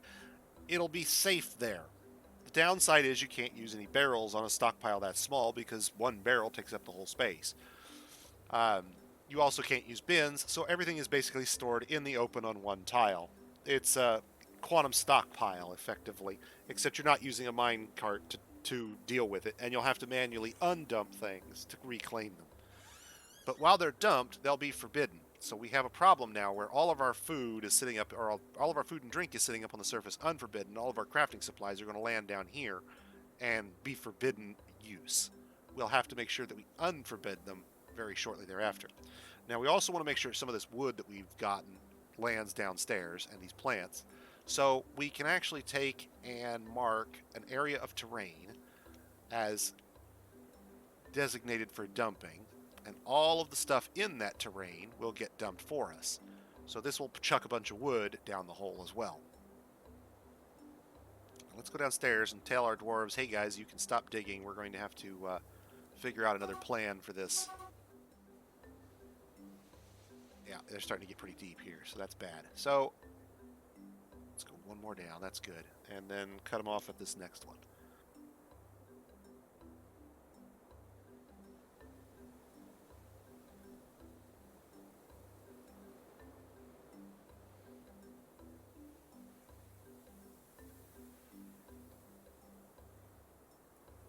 So, alternate plan. We will instead install a massive drain right here on this floor. The way this will work is the water will rain down from the staircases, and if it gets too much, it will flood down the tunnel, and then at the end of the tunnel, we will have a smooth fortification where the water will simply flow off the map. That's it. Drain in a nutshell, and all we need is miners to make it work. Now, they're already here, so they'll immediately start on this horizontal shaft, and it will take them a minute to get over there, but not too terribly long. And every tile they dig out makes the water a little more shallow and makes it more likely that they'll complete the tunnel on time without drowning.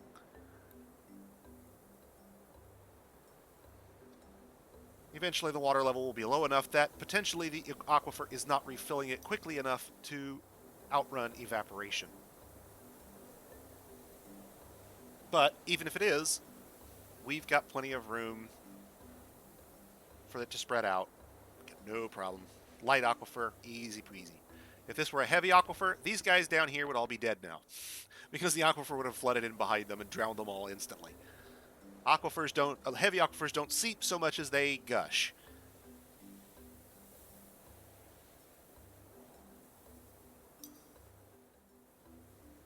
An aquifer that heavy would probably not really be that solid of a stone. There would be a lot of water in it.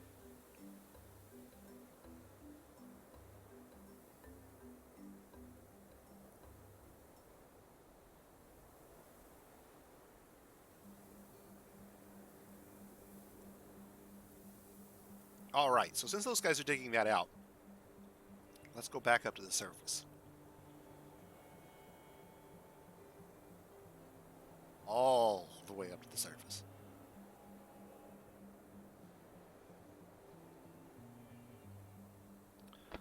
And make sure things are progressing along here. We need a few things we don't have on site right now. Let's build a couple of workshops that we don't have and need.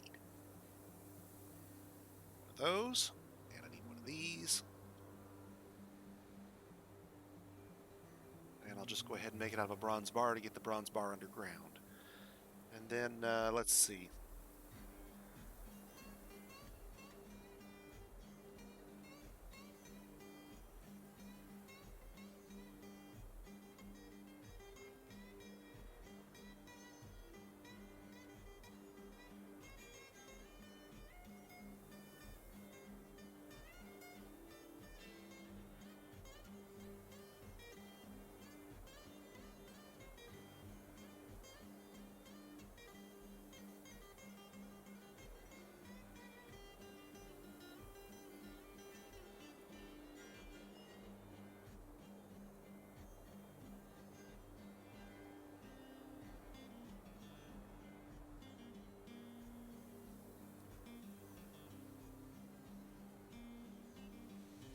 3 sites for grazers. Now we do have one problem in that we don't yet have a cavern puncture, which means we don't have cave moss. We can't move our grazers, if any, below ground until we get one.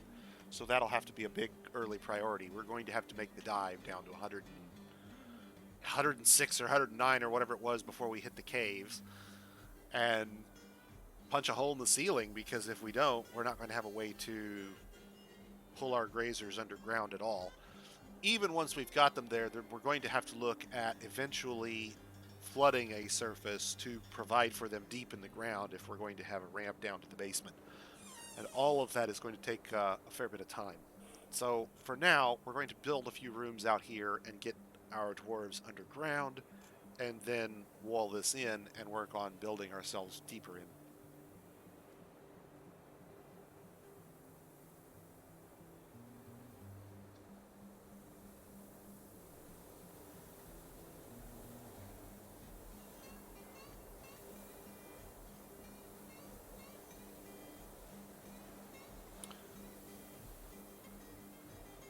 Well, fine.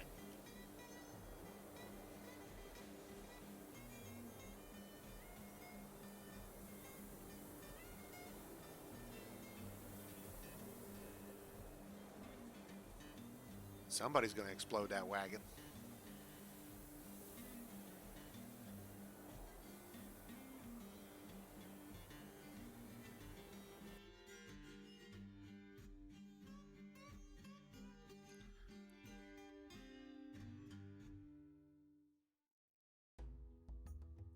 Everybody's got hauling, right?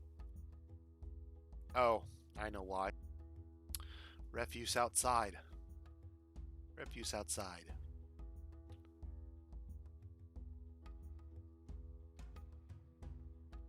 If you've marked it as dump, and it's outside, you have to tell them to do it, or they're not going to.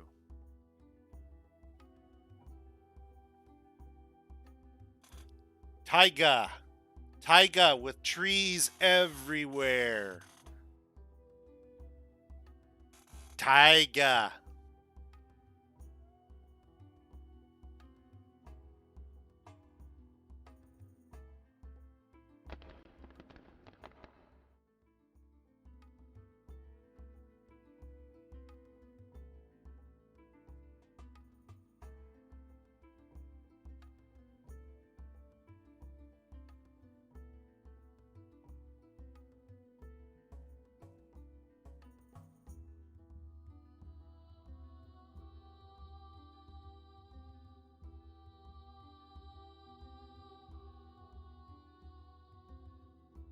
Didn't we say that this was salt water, though? I think we did. We're going to have to deal with that, too.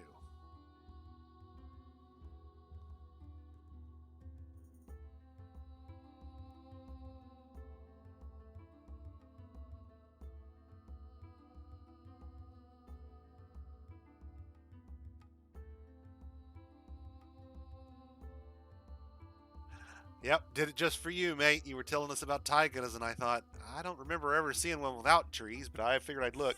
Make sure you're not mistaking it for tundra. That's the only thing I can think of. I know the tundra might not have them.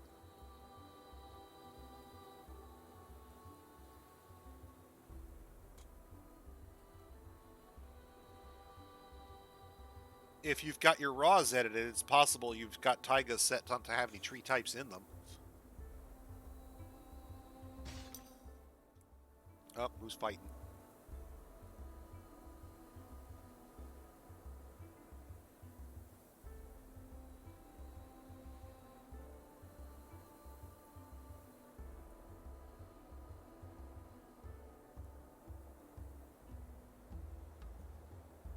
Now, if we look down here below, all of our stuff is landing in this one giant pile.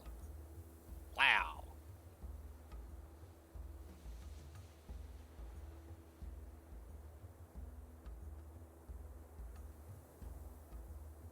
I'm not sure I know then, man.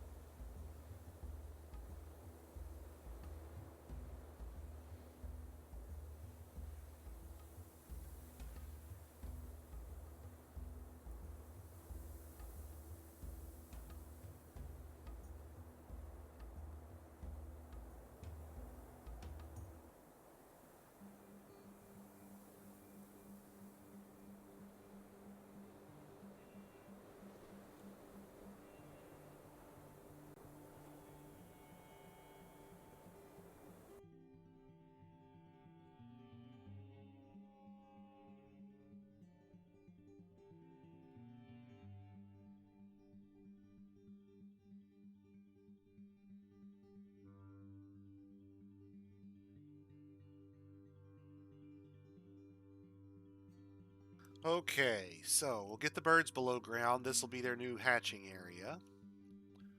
The dwarves are starting to work through all that wood we told them to dump. Remember, we're not dumping all the wood, so there's still some wood available if we needed to build something in a hurry, we could.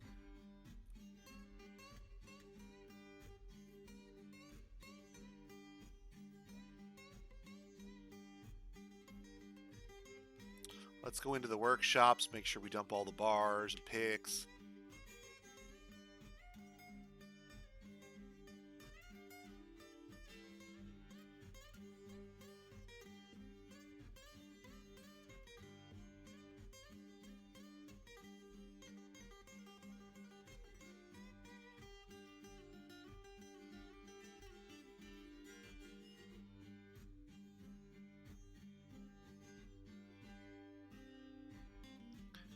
I think I'm going to have to undump the wood here and tell them to get on with the wagon because they're being a little lazy about that because this stuff is all further north. The dwarven preference for north having been well established. There we go. Chuck that stuff in the hole, boys. There you go.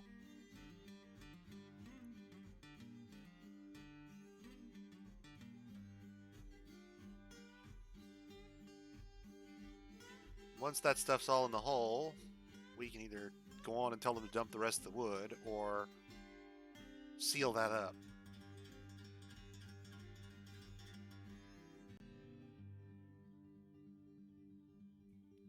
Let's get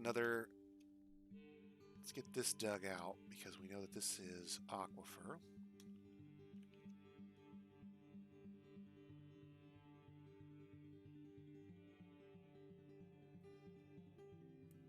So this needs to be cleared.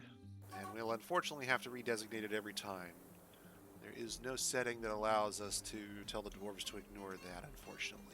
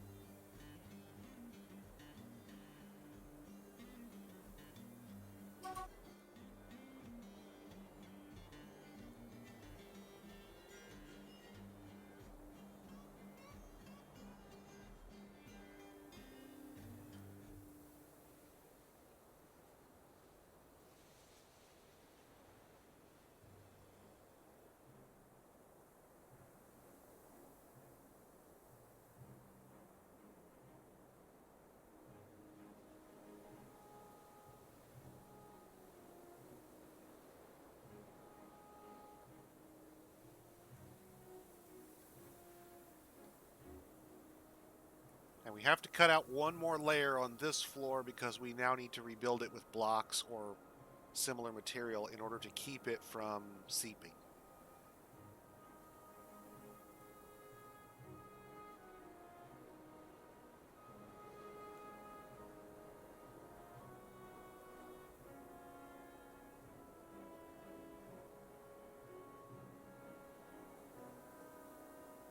Oh, let's go rustic. Let's use wood. It's a farm. We might as well make it look like a cabin, right?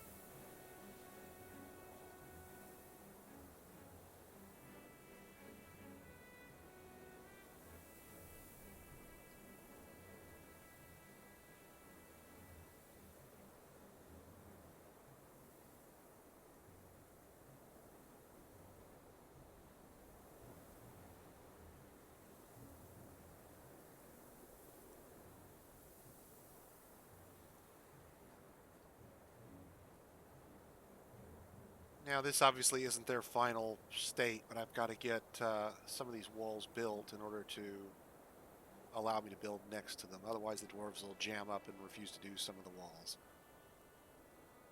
So we build the inner ones first, and then we build towards the stairs from there.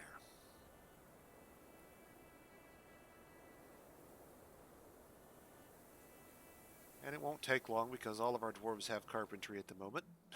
Summertime has come.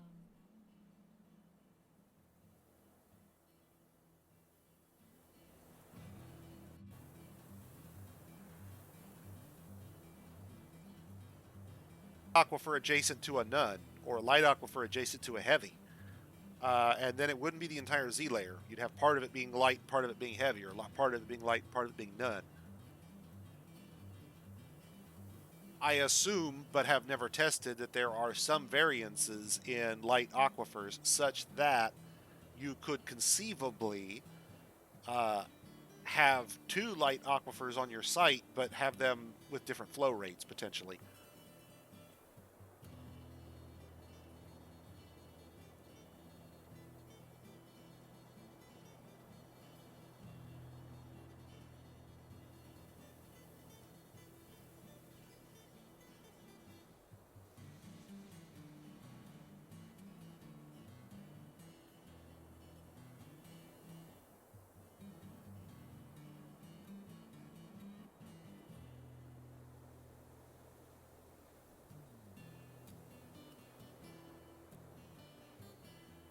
Oh, and then it hits me. The only way I'm going to be able to farm underground here is by taking advantage of our little aquifer. Because while I can farm on soil, grazing is going to require grass, and grass requires mud. But we still don't have a puncture to the caverns. That's our problem. Never mind. Thinking it through.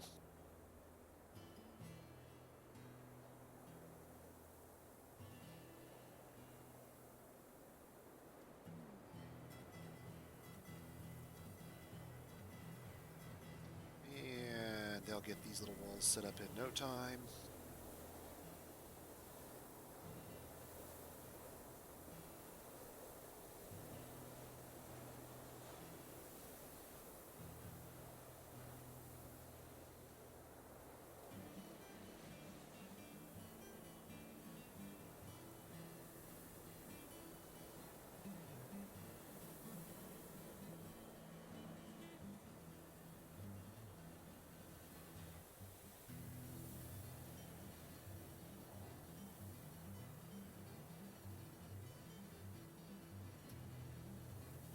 Starting to wonder why he wasn't building that wall. There we go.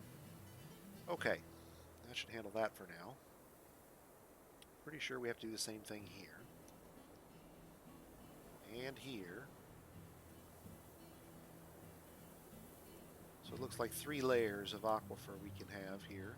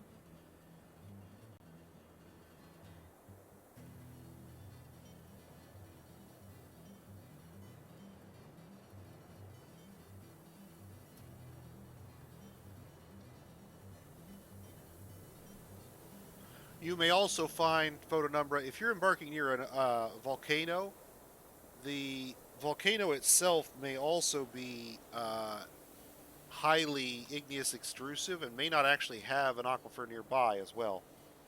It may drive out the aquifer near that.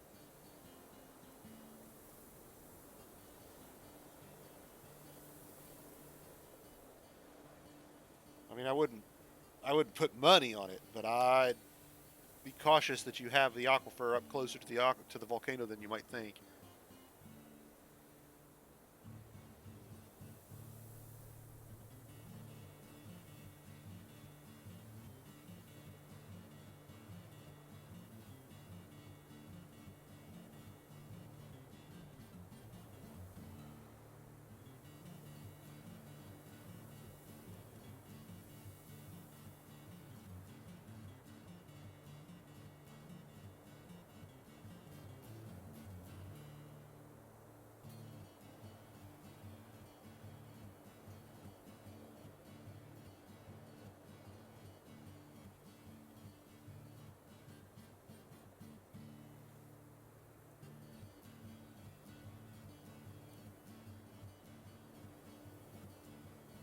I would expect it not to.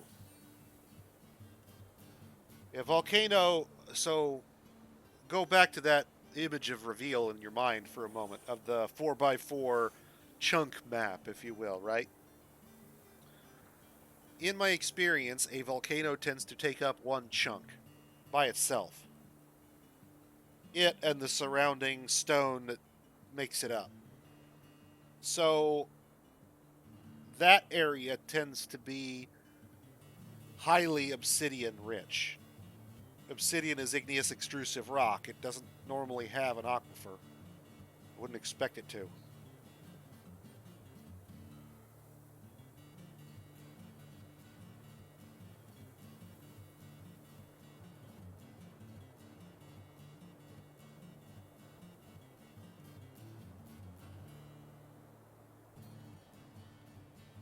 Now, you get outside that chunk, which isn't necessarily that far away necessarily. Get far enough from the volcano, and you're now out into non-volcano in the same terrain. You very well could have an aquifer.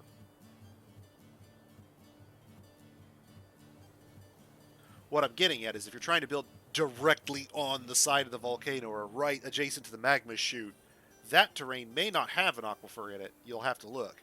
Even if it does, which again I wouldn't expect, you can use the magma itself to obsidianize the aquifer.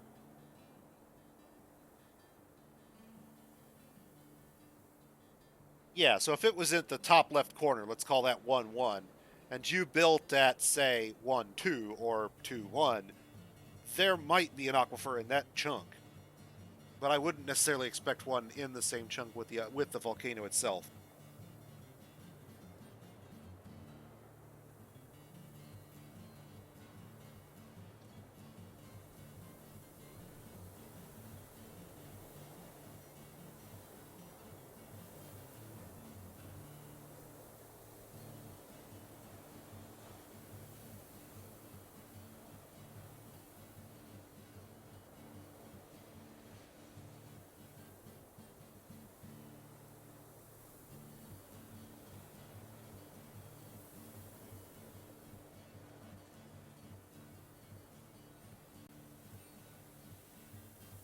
Okay, so now I'm fairly certain at the time that our aquifer is just these two levels. And I say that because these have water buildup on them. They both did. This has made none. Although there's some damp stone here, I think that's because the surface above it is watered. So that should be all the aquifer meddling we have to do with for right now. Turned out I didn't need anywhere near that kind of drainage. Oh well. Big pile of stone for guys to play with later.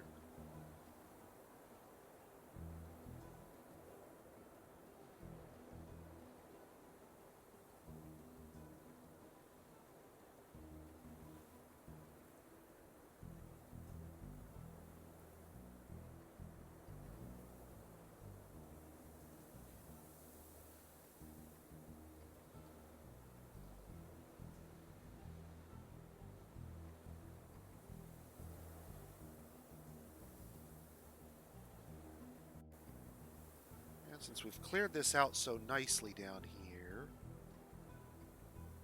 let's move these last workshops and stuff down. Come on, guys. Get it done.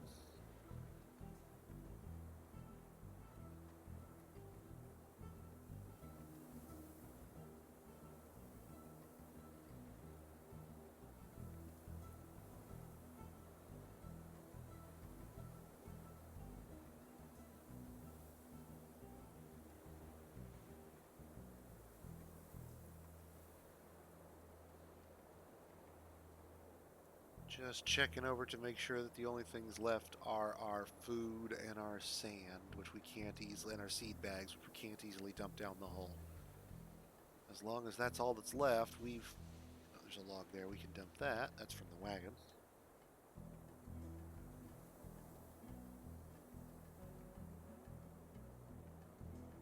As long as we've dumped everything else, and there's a couple logs I can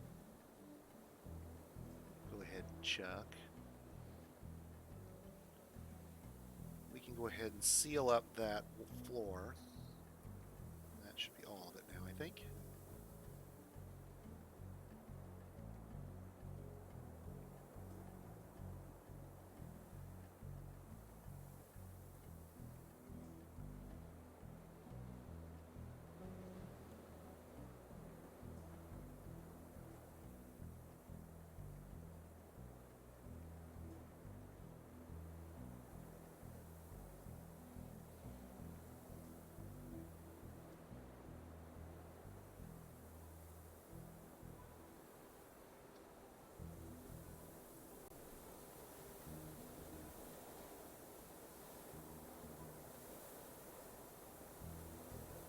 And now we'll tell them to come chunk out a big chunk of terrain here. What we're going to do is actually excavate an area underground that's been exposed to light.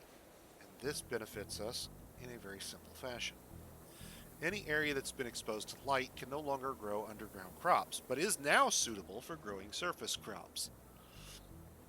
Remember here at the beginning when we picked all those plants, we got a bunch of them like rope reed that are actually potentially more useful in some cases than the crops we brought with us. So one of the first things we're going to do is we're going to dig this out, set up a farm plot here, and raise rope reeds on it. Rope reeds grow all 4 seasons. We can have 4 seasons of cloth plants coming out all the time. That makes it easy to supply our dwarves with clothing, bags, cloth emblems if you want to decorate items. Now our temporary forge, smelter, and mason's workshop are directly atop where we want to build the remainder of this stuff. So we need to get them moved out. I need to make sure everything is out of them. The smelter is empty, the mason's workshop is empty, and the metalsmith's forge is empty. Great, fantastic. So now we can remove these individually.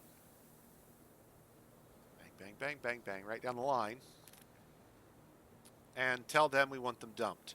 We can go down a couple of floors here to a solid dry space and set up a space for our food.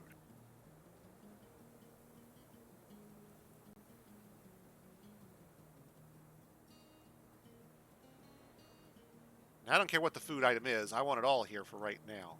We'll allow barrels so that they can bring it all down at once instead of having to shuffle items around, hopefully. Now, once they've moved our food, the only thing remaining here is sandbags. And I'm not too worried about sandbags falling in. If you dig out damp stone walls under a pool of water, should the implied floor of the water level keep it up? It does. So if, for example, you dig under a murky pond on the surface, if, for example, we went down one layer, you see these ponds that are frozen because we're on the taiga. If we went down one level below that and we dug underneath them, it would register those blocks we dug out as damp stone. But there's an actual stone floor at the base of this water floor, this water tile. The pond itself has a floor. When you dig in Dwarf Fortress, generally speaking, you should think of your world as having both walls, which constitutes a floor for the place above it, and floors, which do not constitute a wall for the place below it. We have both.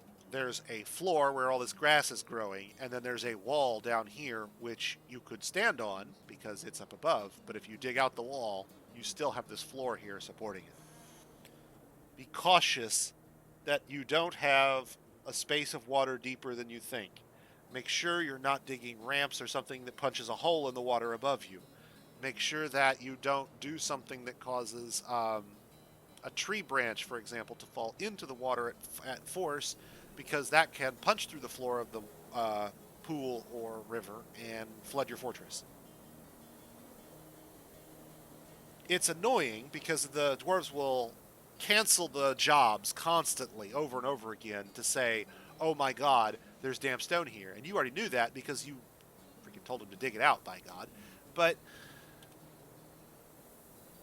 other than that safety mechanic slightly run amok, if you will, there's not really anything else there that prevents you from digging right up underneath the water. Just make sure you know what you're digging out, and make sure you have a plan for if you let water in you weren't planning to.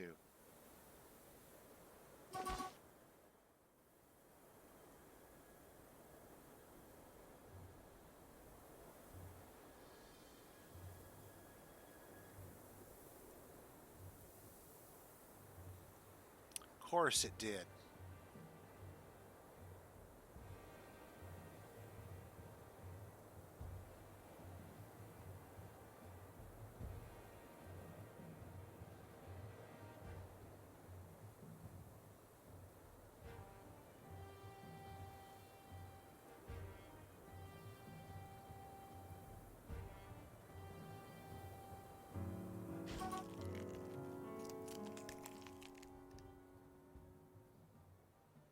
Not today, Kia. Okay, now we're going to dig out a hole for this side. Same plan as before, a nice 5x5. We're going to dig out a hole for this side, and this won't actually be 5x5 because we already dug one hole out previously when we floored it over, and we have a ramp here that we still have to clear out.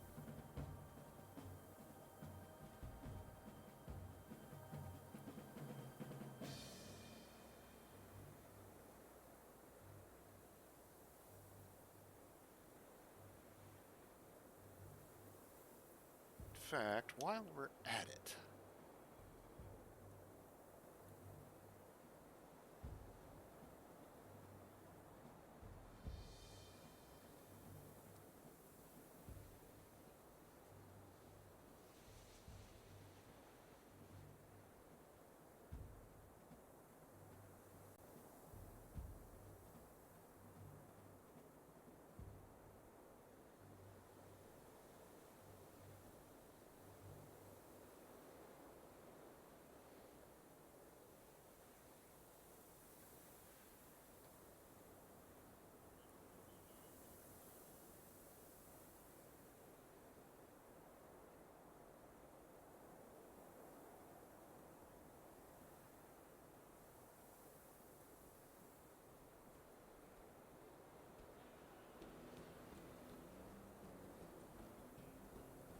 oh, what is it? Help, man?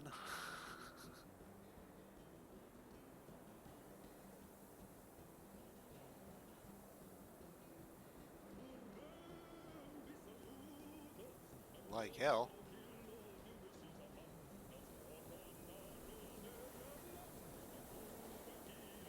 Oh, what is it part of it?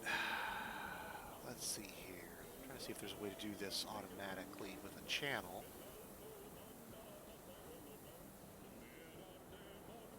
Dig circle. Filter hollow. I don't want to dig filter hollow. I want to dig with channel. A rumph. Okay.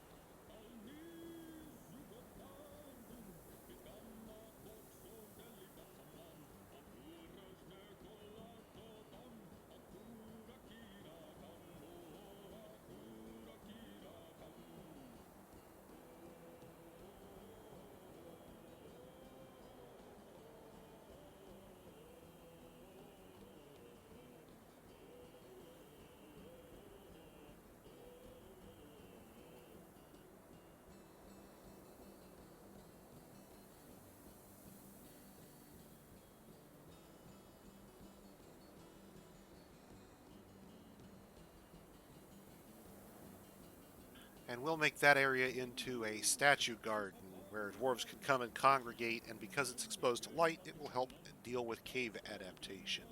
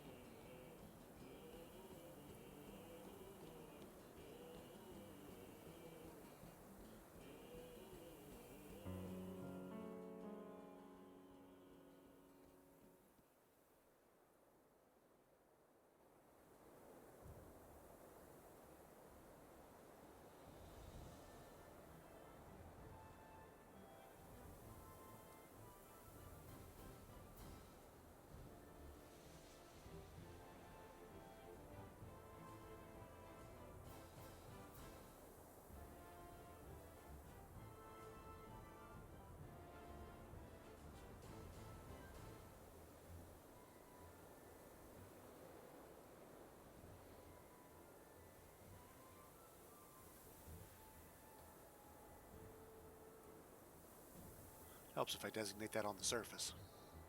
Can't do that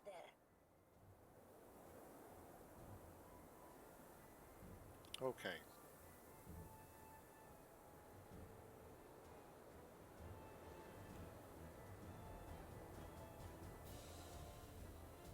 Floor, not fortifications.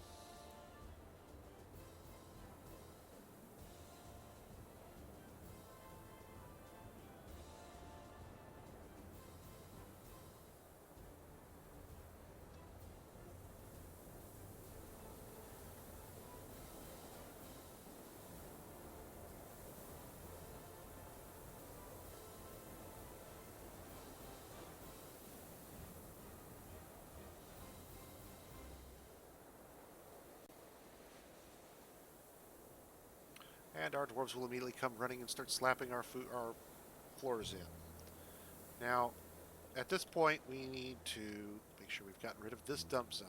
We don't want it here anymore.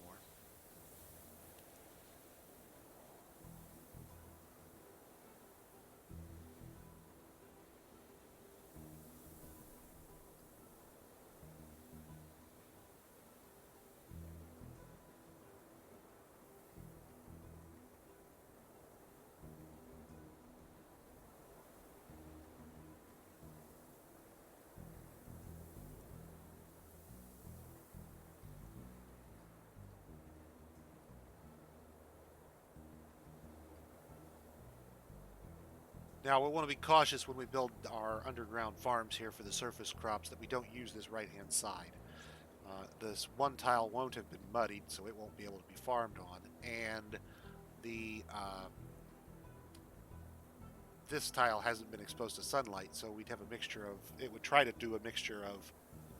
Hey, Gemstick, the last fort suffered an unfortunate bug. In the current version, 47.04, necromancers are treated as guests and can literally walk right in.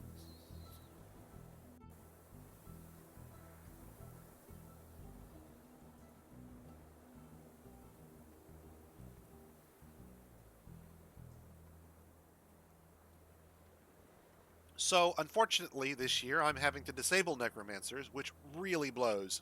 Really blows. I really love having a seething pit of undead flesh my enemies must cross in order to enter my fortress. I think that's just a wonderful thing that everybody should have.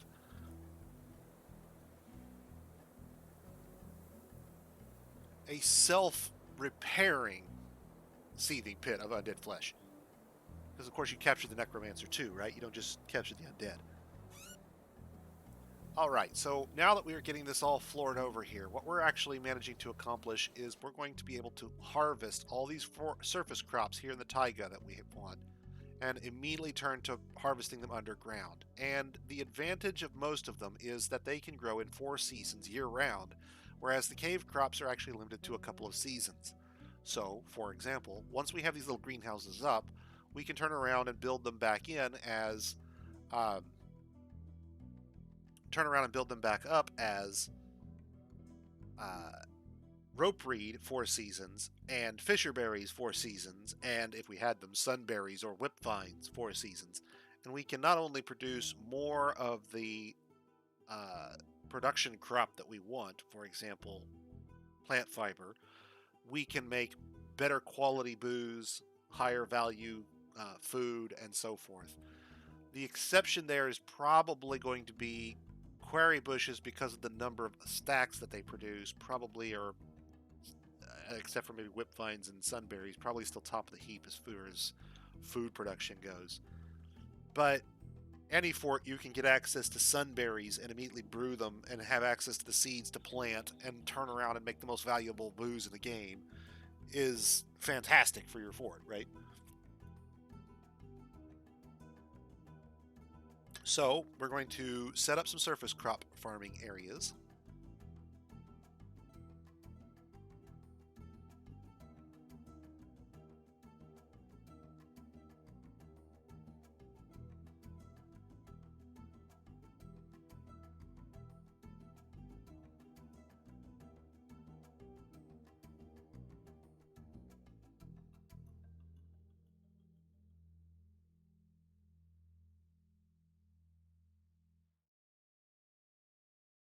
Tell them to excavate the rest of this, which we're not going to use for farming.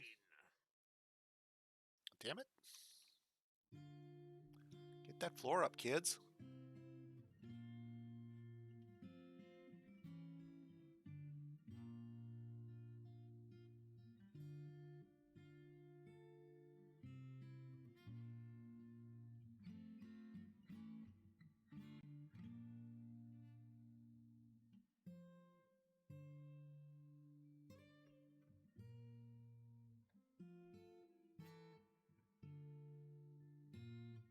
Okay, and the sandbags are the last thing we need to move in. So for right now, we're just going to stick them in this little side room and call it good.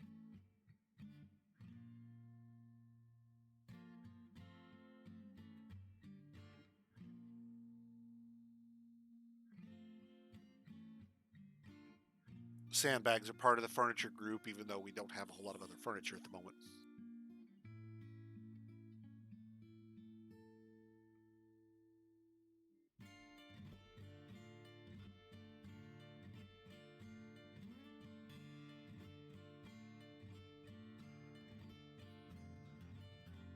Oh, actually, no, we don't want to do that at all. That's a bad idea. No, that's a terrible idea. But down here would work.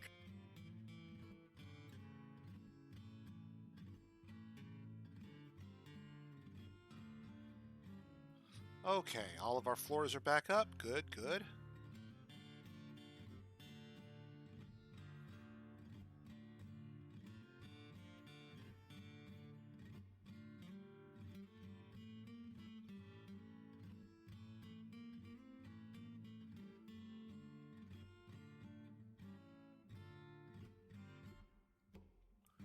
Now the only way for the Kias to get in means that they have to dive bomb through the dogs.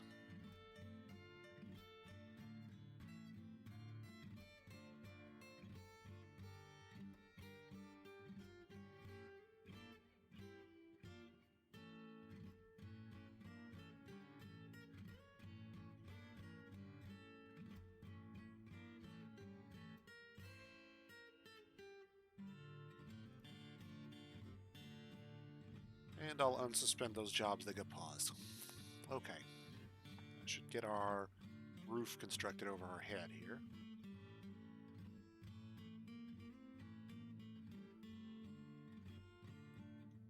Our dwarves are going to get this all dug out, and then we're going to remove those ramps if they're still there.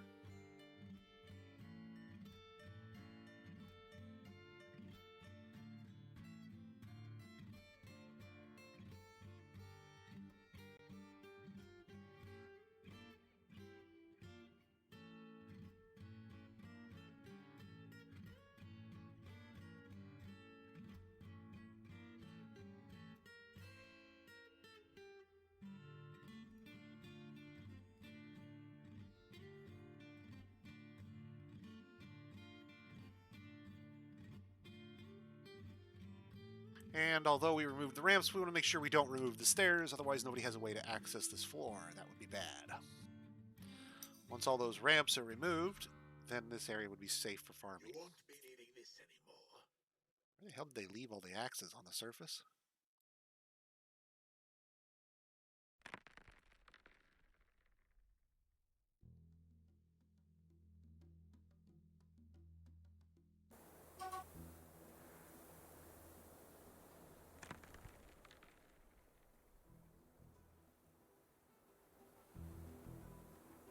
And now our sandbags are in. Everything is buttoned in as best it can without an actual seal here. It looks like that Kia right there is getting ready to get away with another damn axe.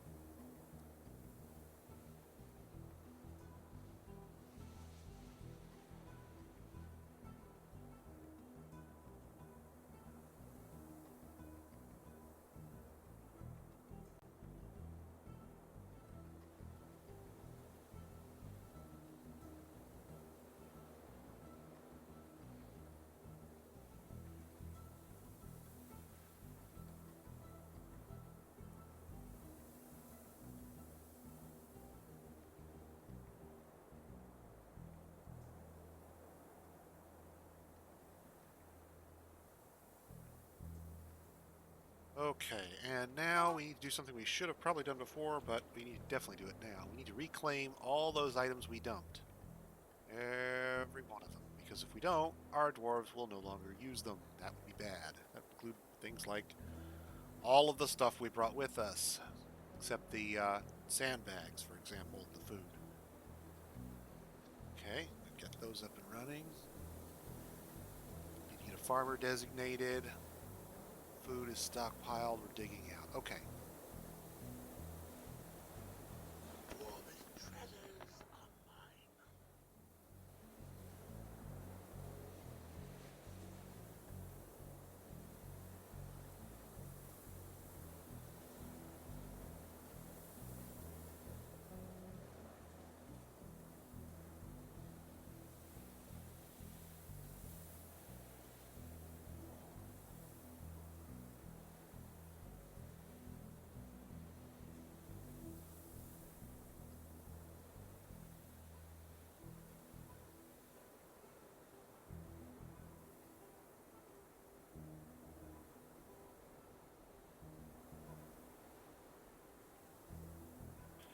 What we're going to do is we're going to designate this big sunlit area as a temple to nobody in particular. All hail nobody in particular. Then our dwarves will come here, establish their religious need, and at the same time remove some of their cave adaptation.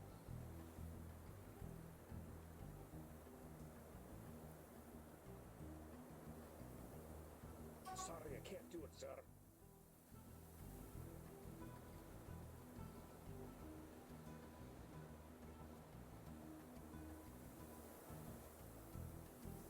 We're here to help.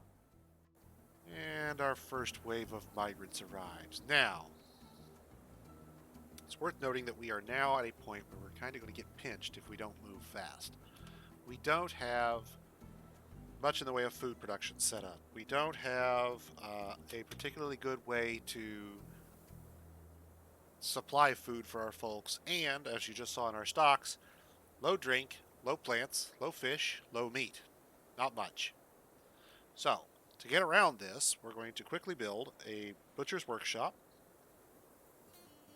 right there in the middle of that area we just had. We're going to build a tannery right over next to this side. Doesn't matter what it's made out of, really doesn't, because we just want to get them up. We'll assign whoever to get the butchering done and whoever to get the tanning done, and then put them to work. We've got 2 draft animals, which should supply us with meat. Then we're going to take this migrant wave, which we'll hope is fairly sizable, which probably won't be. We're going to have everybody go on to plant harvesting. And And we'll harvest as many plants as we can in this area and get them brewed.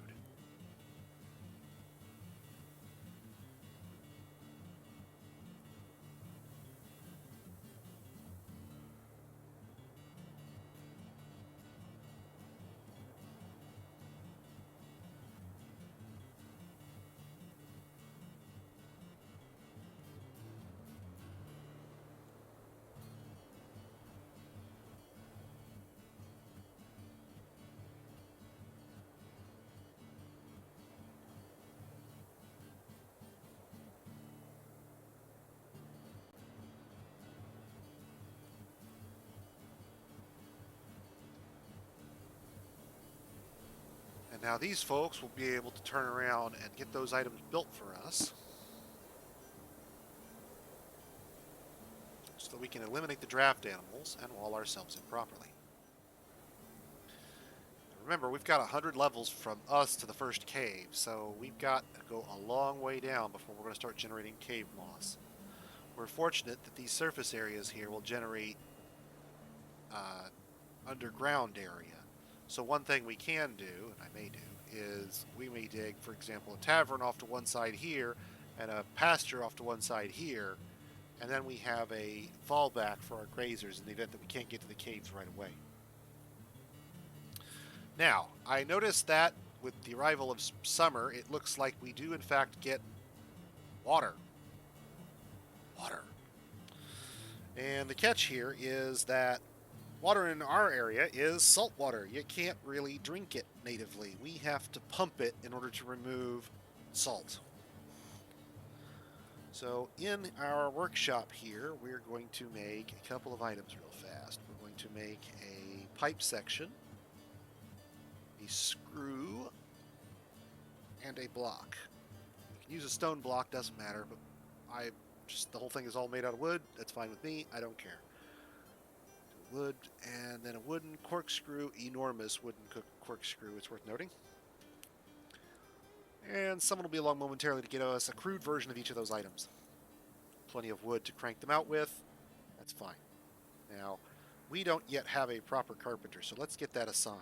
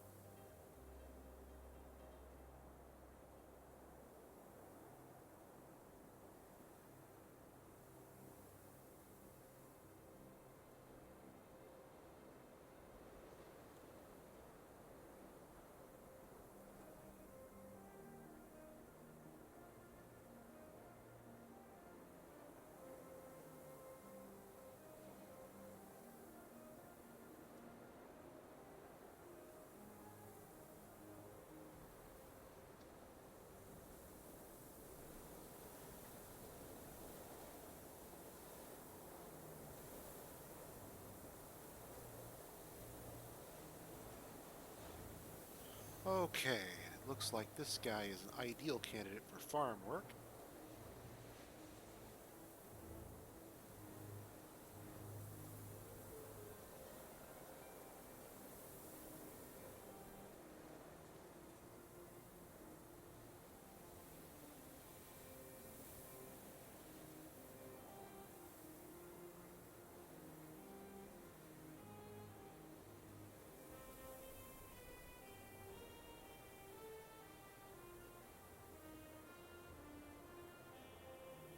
That should do for now. Okay, that should get somebody building our farm.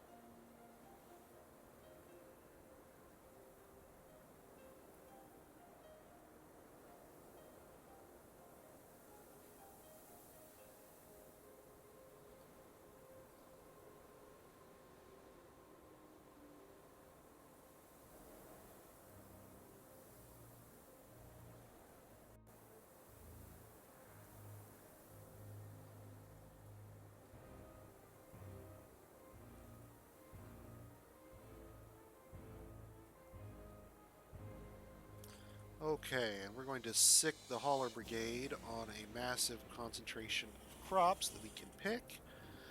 I'm going to run and grab a soda real quick while they do that, guys. Give me just a second.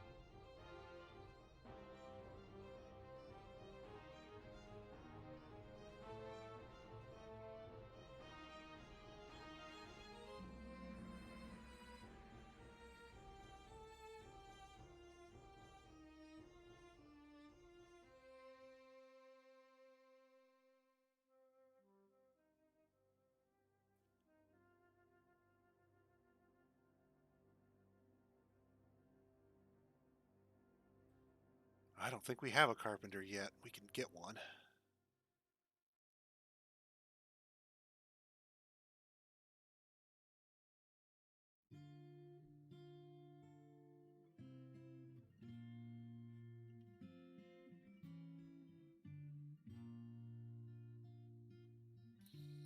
Remind me, Drive Shaft, you donated yesterday, didn't you?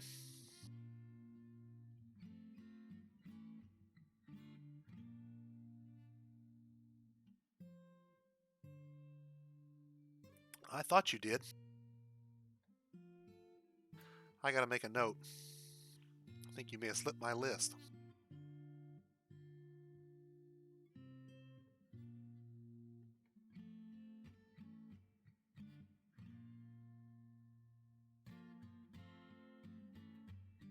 Presto, you are now a carpenter.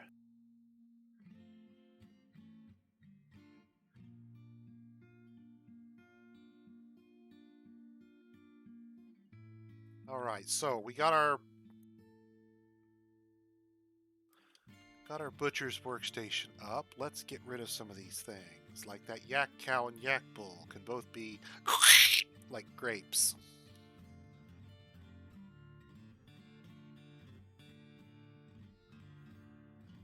Skulls for the skull throne or some such.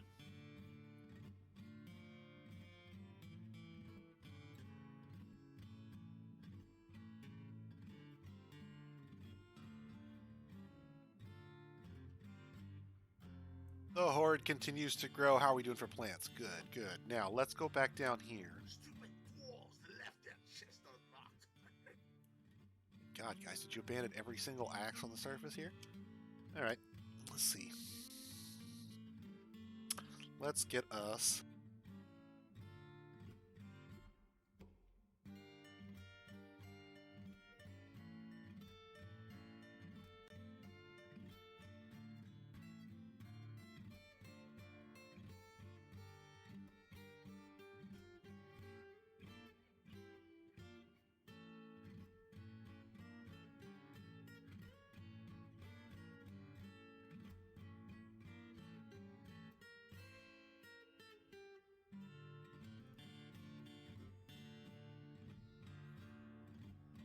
I don't have a manager yet, but I can set that up for later. Okay, so let's think about this for a minute. We're going to need an initial dining hall. I'm not going to put taverns. Oh, that's right. I did say I was going to get a temple up, didn't I? Probably should do that first.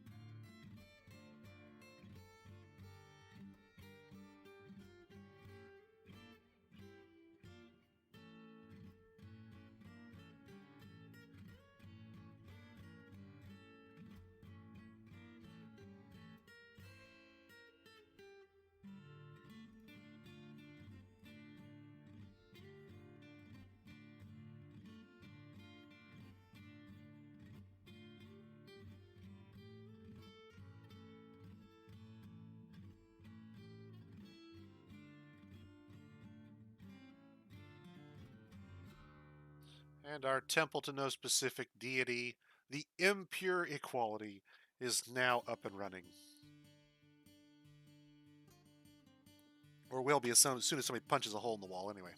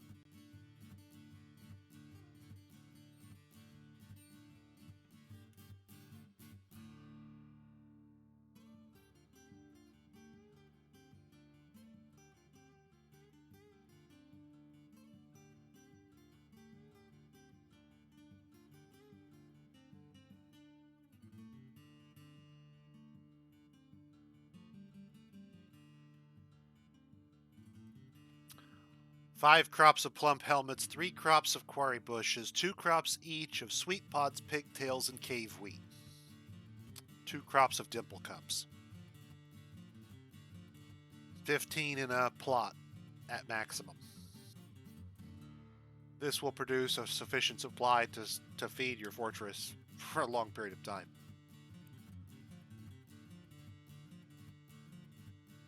But wait, there's more. We can get our surface crops up and running and start planting them here as well to supplant our inferior underground crops. Plump helmets grow in all 4 seasons. They're great. Quarry bushes only make 3. The others only make 2 each, unless you count dimple cups. Most animals cannot be trained for war or hunting. A lot of the predators can be trained for war or hunting, and sometimes both.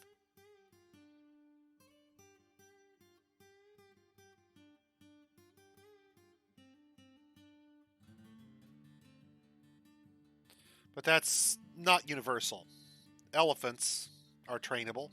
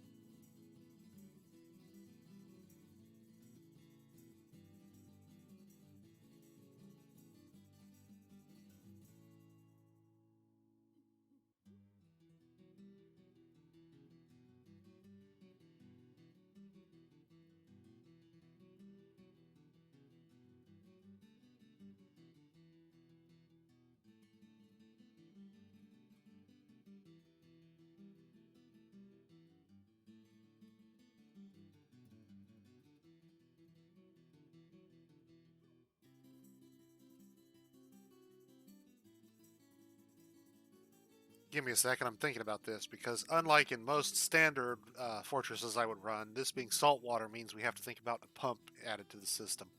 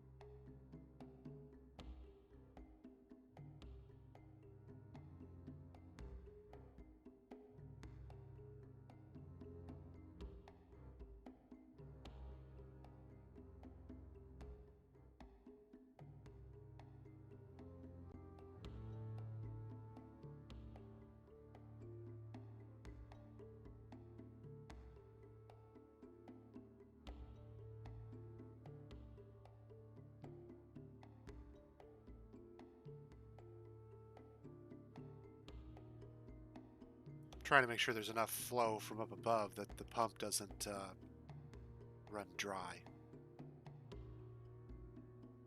And then the pump will pump into this chamber, which is then pressure regulated to prevent it from flooding the wells.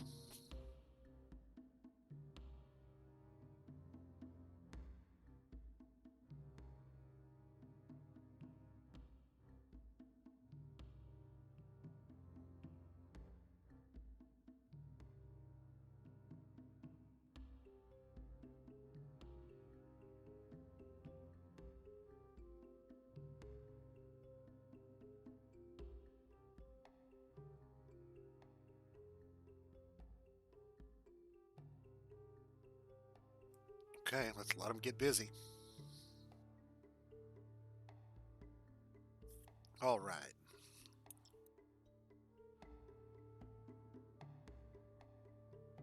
We're going to make this into our dormitory slash hospital.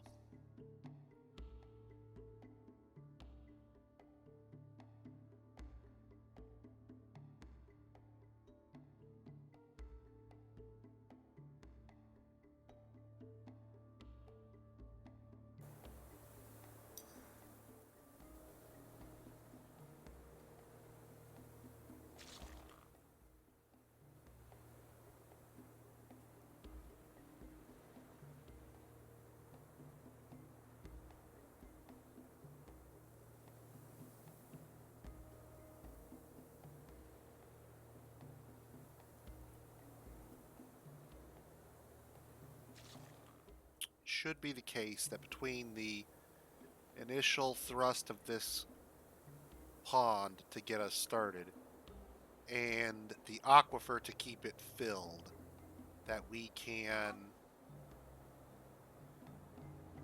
make this work. Now there is a downside here. Because this is all salt water, we have to smooth it all. Or provide an artificial reservoir.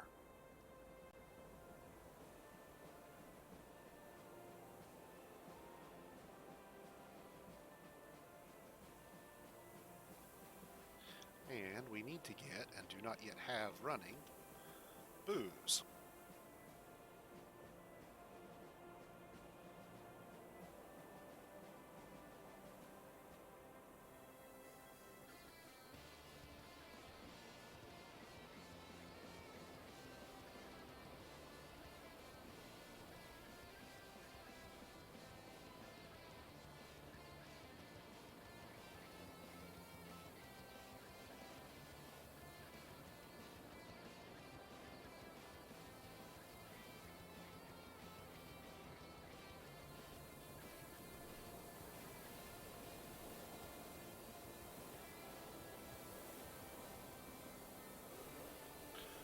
Let's see if we've got any spare barrels floating around that can be used for this first. Yes, apparently we do. That's good. Start catching up from our somewhat reduced booze supply here.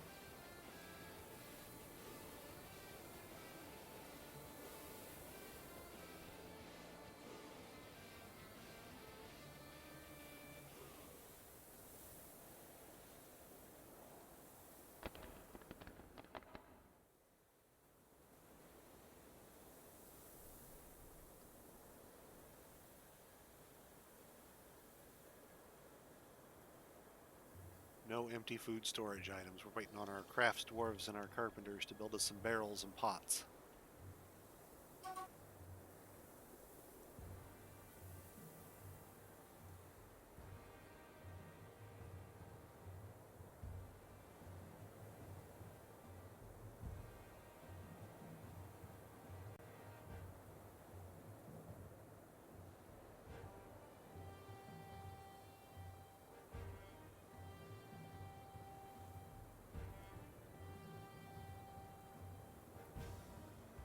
And we need to get ourselves a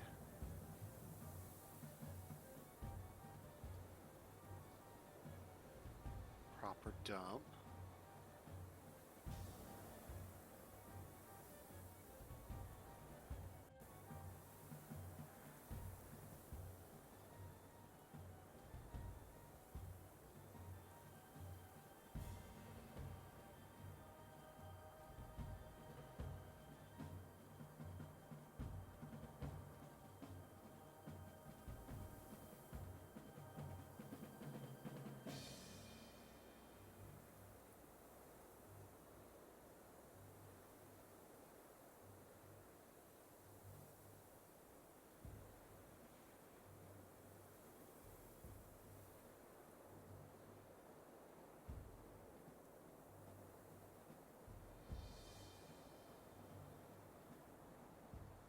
We'll stick our butcher's workshops and fishery cleaning in these little pods and lock them away to help reduce any problems with uh, things that don't get removed in a timely fashion.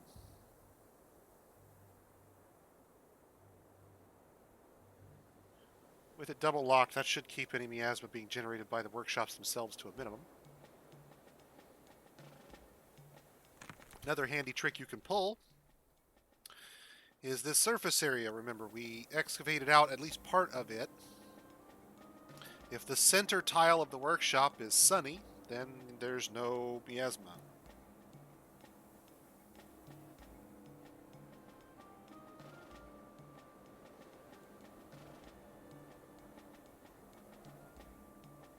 So you could theoretically build your butcher's workshop's topside and not have to worry about it. The smell gets wafted away, if you will.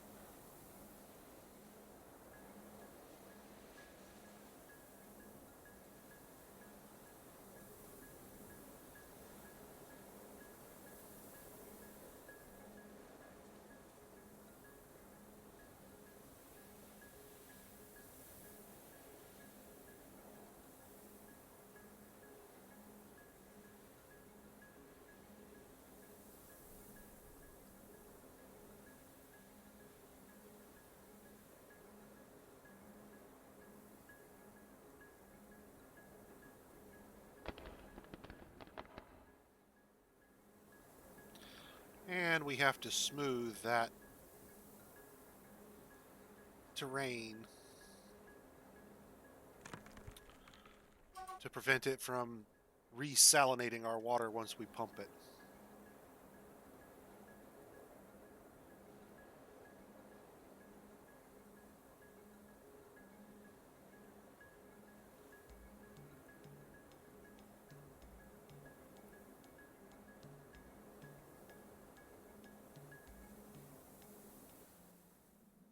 Autumn is upon us.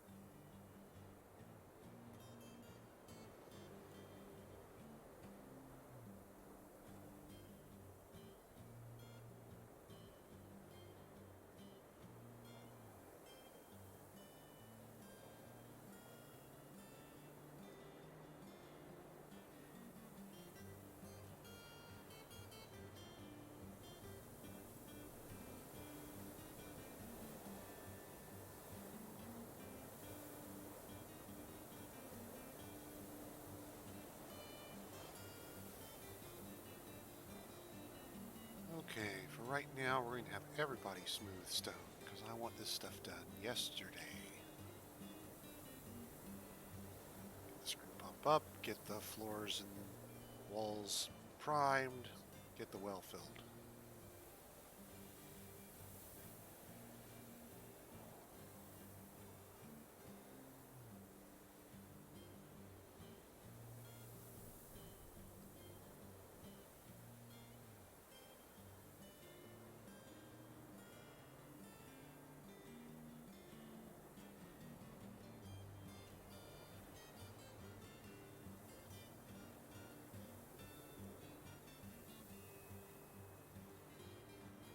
This might be a little narrow.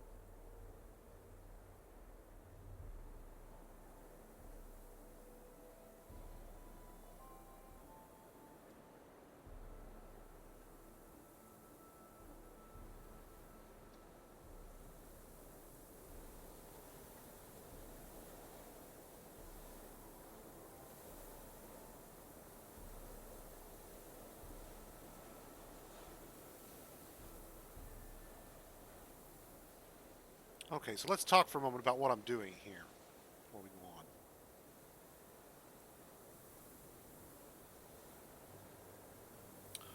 I'm going to have this outer stockpile take seeds from elsewhere in the fortress, say from diners somewhere in the dining room. It will then feed into this larger stockpile, which will take barrels and seed bags.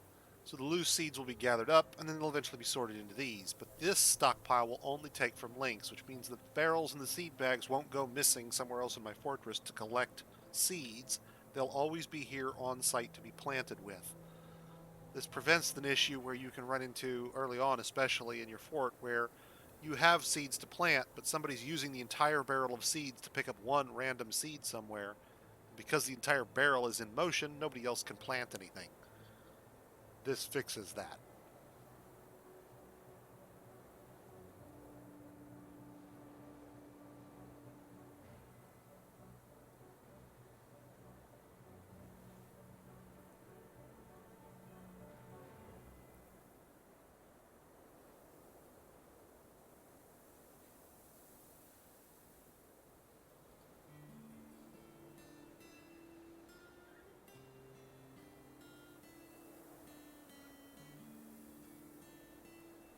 And as in the previous fort, I'm going to use Dwarf DFHack's planning mode to prep doors in places where I don't have doors yet to build, so that it knows where room boundaries will begin and end.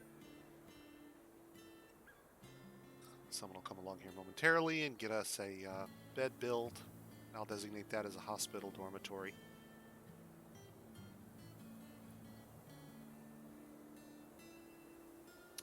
Now it is just about 10 o'clock here locally, guys, so I'm going to be signing out here in just a minute. Don't take off just yet. We'll form up before we go out.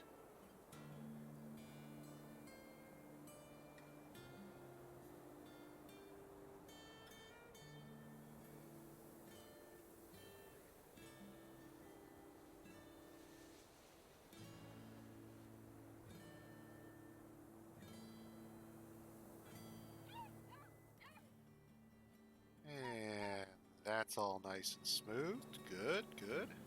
Smoothed all the way down now. Yep, yep, yep.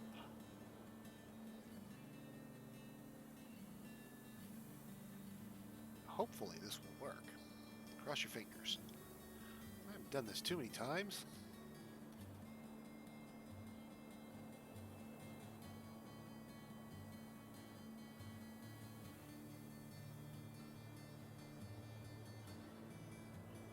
Do have to tell them to go ahead and finish the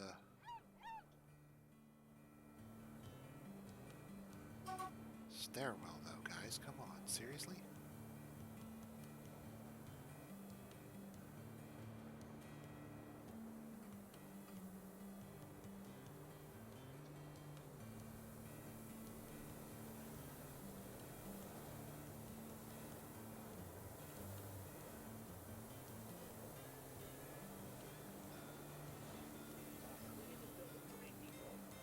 Yeah, we're not ready to trade yet.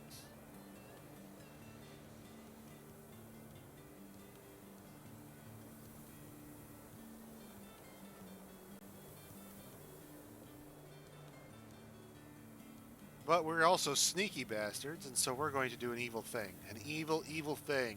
An evil thing that I will do on probably every fort you'll ever see me play. Yeah, and I don't promise to tell you all the keys. You've got to, like I said, guys, that's 3 hours of me reciting every keystroke I made would drive me absolutely around the bend. But I don't mind. Ooh, brown recluse spiders. If our civilization has those, I wonder if they've tamed them, and I wonder if we can get some of them to make silk with. That would be interesting. Let's see. We want all the thread you can bring us. Not that they'll bring much thread, mind you, because the thread is restricted in quantity.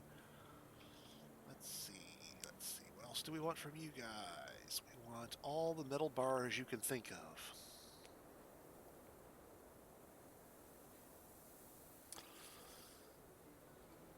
And we'll take a big pile of cut gems while we're at it.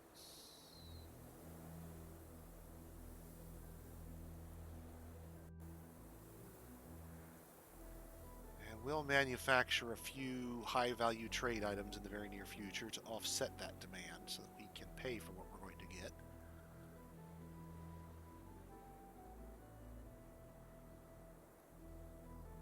Let's see, anything else you can bring us that we care about? Instruments. It's always nice to have them deliver the finished goods and not have to bother with making our own on site. Not that making your own is impossible, it just involves a lot of steps and parts, and this way we can get a few up and running fairly early, we hope. If we don't have our own being made by then, we've got some on the way. For pets, I love to get additional breeding animals. So that's, I want to have sheep, I want to have female dogs, I have a few males, but I want males as well. We'll get one female cat probably. I'll take all the mules, they don't breed, I don't have to worry about them. Sows and boars is pigs. And let's see, go on down here to the blue peahens, and we'll take those too because we can put them into our existing stockpile. Powders, a couple need special mention. Gypsum and quicklime are nice to have on hand, not necessarily available in most places. You can mess around with milks if you want to deal with the extracts. Hey, Kalina Dev, here's a question for you I had thought to ask previously. maybe you know because I haven't looked to see. Is there a auto mark for milks in the trading interface here? Is there an easy way to do that here?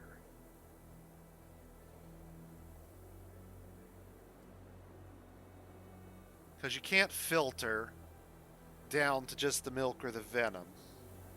I don't care about honeybee venom. I can't use it anywhere, but if I can take a few types of milk in, not only do I get them in barrels for practically free, but I can immediately turn those around and make those into cheese, which is more valuable. Now, in a lot of sites, you're going to get more types of milk potentially than we have here. It'd be nice if you could just instantly set all the milks up without having to worry about the venoms. Meat, fish, plants, garden vegetables.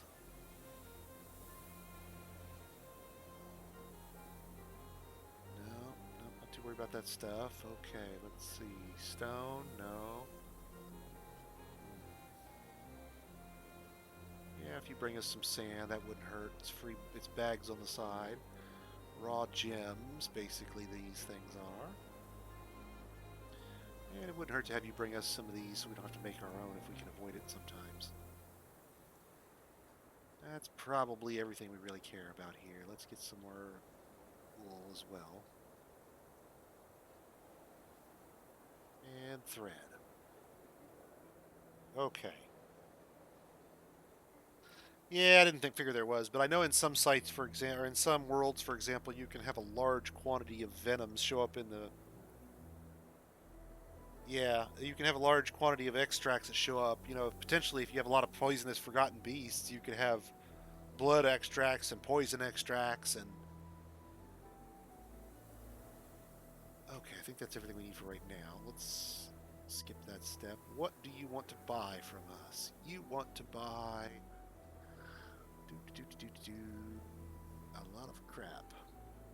We could probably do bracelets and rings. Crystal glass goblets are right out because of the production materials. Drinks are doable, but we want those in-house. Large gems are a pain in the rear, although we could cut stone into large gems now, I think.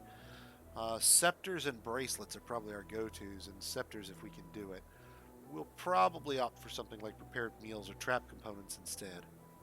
Although we won't get the benefit of the premium, I think we'll still come out ahead.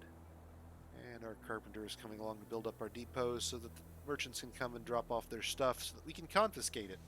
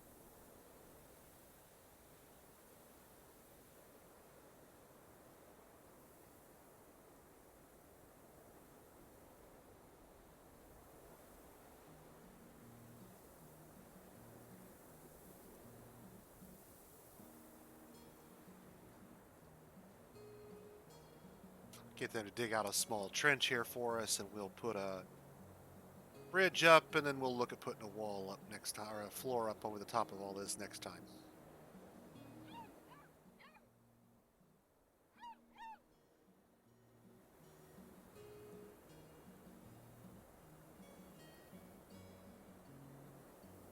Episode 2, or aren't those elves going to be totally pissed?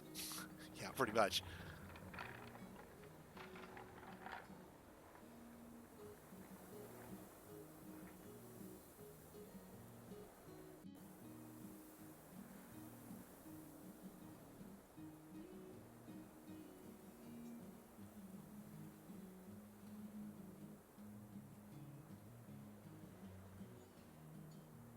Now, the intent is that we're just going to build up a small little hut here, close it off to call it a day. We'll have our actual entrance somewhere else. But this will allow us a nice little indoor area where we can make a statue garden, pasture animals, whatever, and use it as our temporary entrance in the meantime.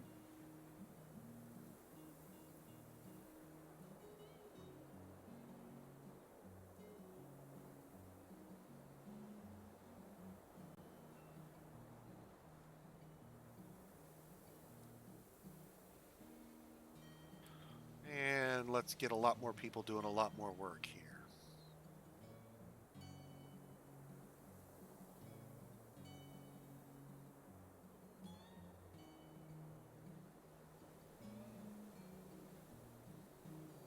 Well, you say you're idle, but I see things to be built. What are y'all doing?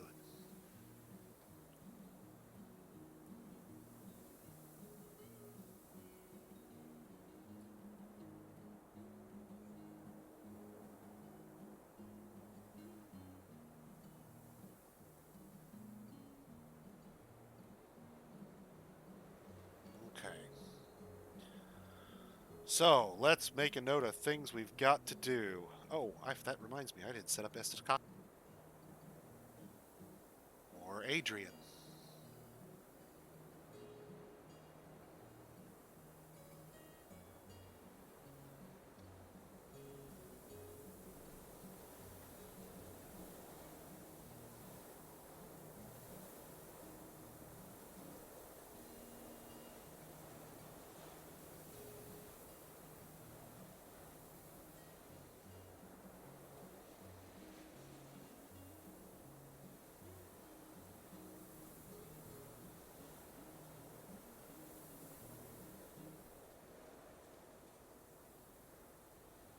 I gotta double check to make sure I don't have a wax worker, because Clindle Devil's gonna be really angry at me if I skip a wax worker in his name now.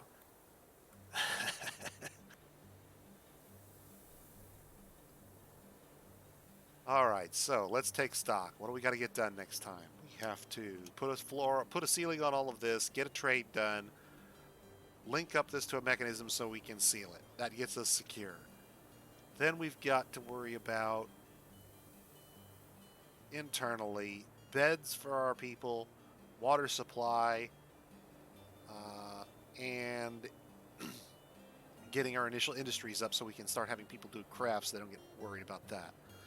And then on to temples and taverns. Okay. Now I'm going to call it here, guys. Let's see who's out there we can raid tonight.